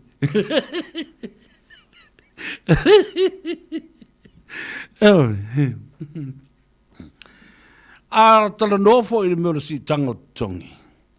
O te matua I o uofo I le whaavare vale tele. Ele fai le malo se mea whapena na no otua whailo masi tanga tongi. E tala noa ia I la tau. O whala puputonga o le au whai pisi nisi. Ma le au whai pisi nisi tu ma oti o whale ngau si mea matangata umaolo o iaia la tau. Atinai. Nanga ia fia ai I la tau. E si lo tongi o tangata whai ngā luenga le malo e te tau o na tiltilo I se si tanga e mali lie whatasi ai. The Silly Chambers of Commerce, tala noa I le ofisa o tupe. Ma le sosa iete ma whala puputonga o le au whai business. E whawhewhea o na lātou whaia le melea. A ia whātū mau pēr ina o na whaata mau a inga ina. Ma lava o loa ngā osi. E mau ai tupe. A o lea foi. E fai sao whanga le fai pisinisi ma le tangata o na ia le fai ngā luenga. Le company. I le nupi wha. I le fai ngofila. A e atala no mai nei tangata nei. Me se ole mea wa tau na si. Wa te tau na si. Te tau na si. Mele tau na whaile malo. A mai le limas fai ele mele. Auto sila foi lai le 5 miliona lea.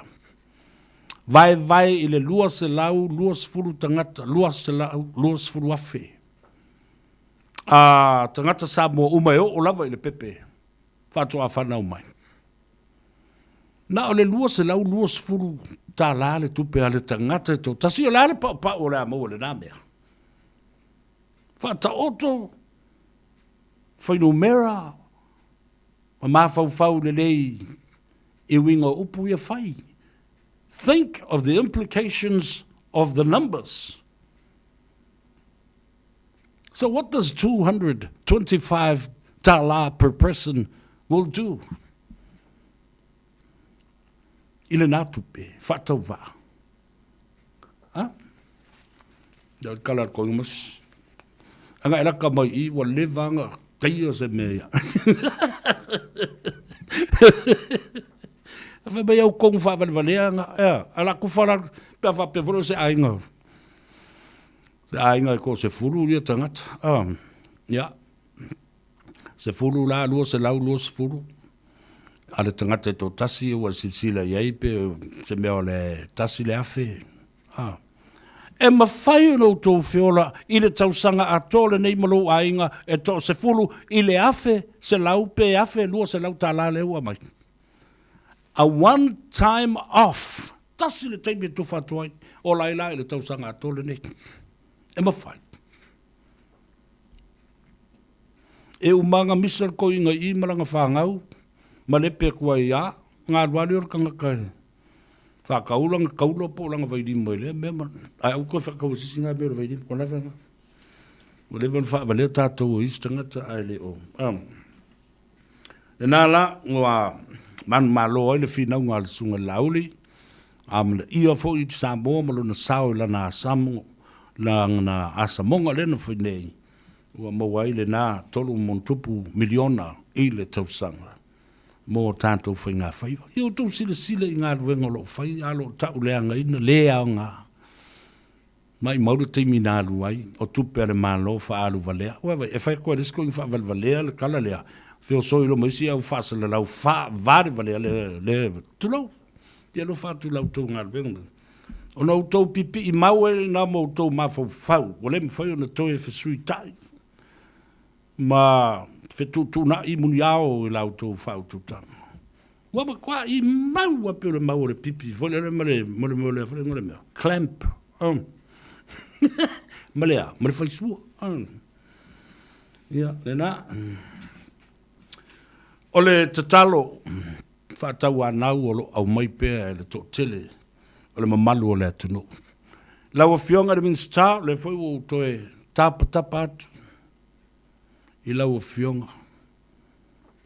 O le mātou tu o lalo no le tō tele I la tō. O lo vala au mai pēr. Wha malo si au watu I lau a fionga le minsta. Wha pēr fwoi le tatalo atu I lau a fionga le komisina filifili a fau o Samoa. Au apa au, longo I Tino Filippo. Au fionga, I le matua tau ili, Honourable Fawalo, le Fau Harry Jeffrey Schuster. Ia toe tatala nei, wha mole mole. Le whaila, ma le suenga o tu au lea na maliu I vaitele. Tatala o tu foi. Ina ia toe, Faya, maamatalia le suenga a ia tātou fisos, ia tātou te talo atu, mo se fisoswani ma le federal state and federal police, forensic scientists and forensic investigators of crime scene, the CSI Australia. Nā whalongo wa maua le tāwale, e iai asi ta mai toto lava olo o iai ma pipi I le tāwale le nā. O se vaenga o le tino, ma le toto le olo, tangi mai le atali I atu au. Wha mole mole, ta tala le investigation. Ia wha wau pēr ona te tala. It is with respect that we call and respectfully ask the Honourable Minister of Police and also the new elected, appointed Police Commissioner, Awapa Aulongo Tino Filippo, to open the files and let them remain open concerning to Au's death. Ia. O te talo le nā le tō telo I la tōlo, tusi mai pēr ma la tō whaeloa mai. Nisi e tau e le ainga, Ia e ainga le rei a Filip. I si tamale ua maliu nei. E maua. E maua. Mana tua le lei. So se mea lava. O lo puna ai le toto. Ona o se solitu la fono. O lo tau faa ufi. Faa manungase. Matanu lilo. E ai le taiao. E mawai. E ai fo I ma le taimi. E mawai. Ma o I la tau lava ia e tau solo mua le pisa o. Fai atu lea tala, fai ane lea mea, tau ma fai ai. Ina ia tatai ese le ngona ma mawhauwhaunga o tangata mai le real core issue.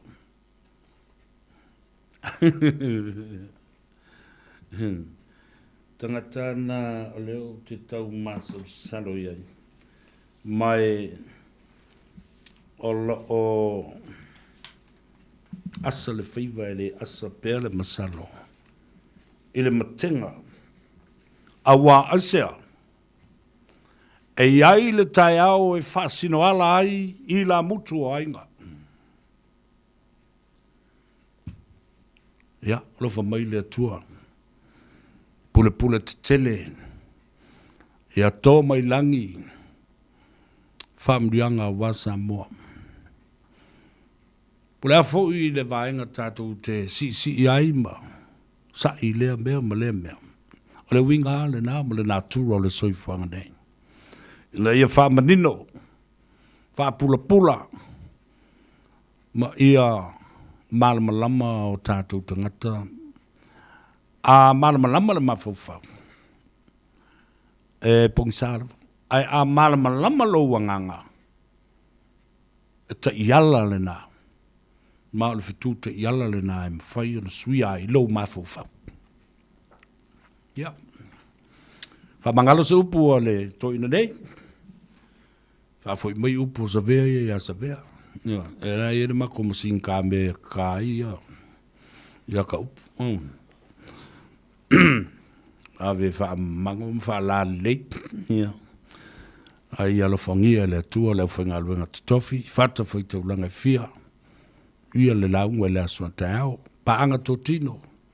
Talo fatu I lau fionga le sao Cialino, Samoa ofisa ma siofo I ainga. Talo fatu le sunga ya le au ma sio la tofo I ainga ina I Trevola I Mount Ruskell. Ia fa perfo I paanga ese. Ta mam tina ma tutua o tupu mai. Fale polo fa perfo I fale tua matosi. Tina ma te mai time. Ngaftai lau tō talo, lau tō fōi whaman, whano no ngā manu o manui ai le tātou porokalame ma mawai fōi mawhau whaunga, whātau tai ai I le ngāruenga. Ia manui a tele, le ngātu mora sapati le asua tai ao, ia whapea fōi ia le tūlanga o onga o ngāruenga, ma tiute o tutofi ai I le vai aso fau. O le atu ua utau, ia, mai se tasi o pese asa vea, ua whaingoina. Le usoe, sauia, ona ua pau se mea ua o maua le nei aso. Ia, o le ua lau sa ai. Samoa, ia, ua seu I whanua le whatau tainga le nei aso. O whaiva o pisi e whaitau I lima. A o whaiva o le tapa au le whanu.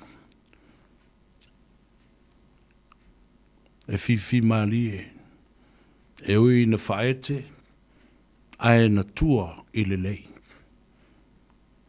Rafa mai do tātu matai siri ia whamanuia fo I e o lo ngālu rue pēr I le nei taimi ia mai se fo I la tau o longa o le ala tele. Maua lo tau sanga le mou. Nisi fo I o lo fau malanga ma tuua le atunu nei. Whaamanu atu le whainga malanga. Ia, o e fo I wha ato ai tau nu mai le tō aingo le ranorangi I au kilani nei. Ma lo le malanga manuia. Ma lo fo I le folau. Manuia tele le whailua inga. Ma inga.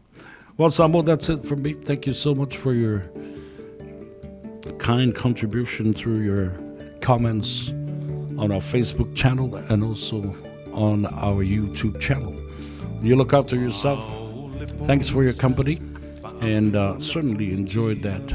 You have a great Sunday tomorrow. And looking forward to seeing you once again right here on the Voice of Radio Samoa, right here, 1593. Soifua Maia Manuia.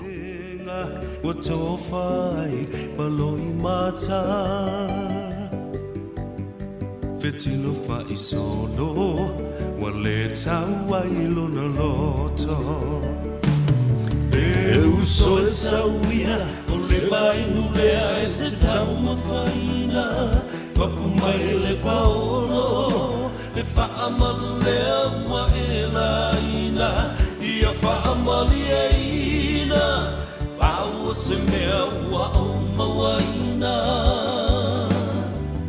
Fa'alango mai, ilo utau au e te mapua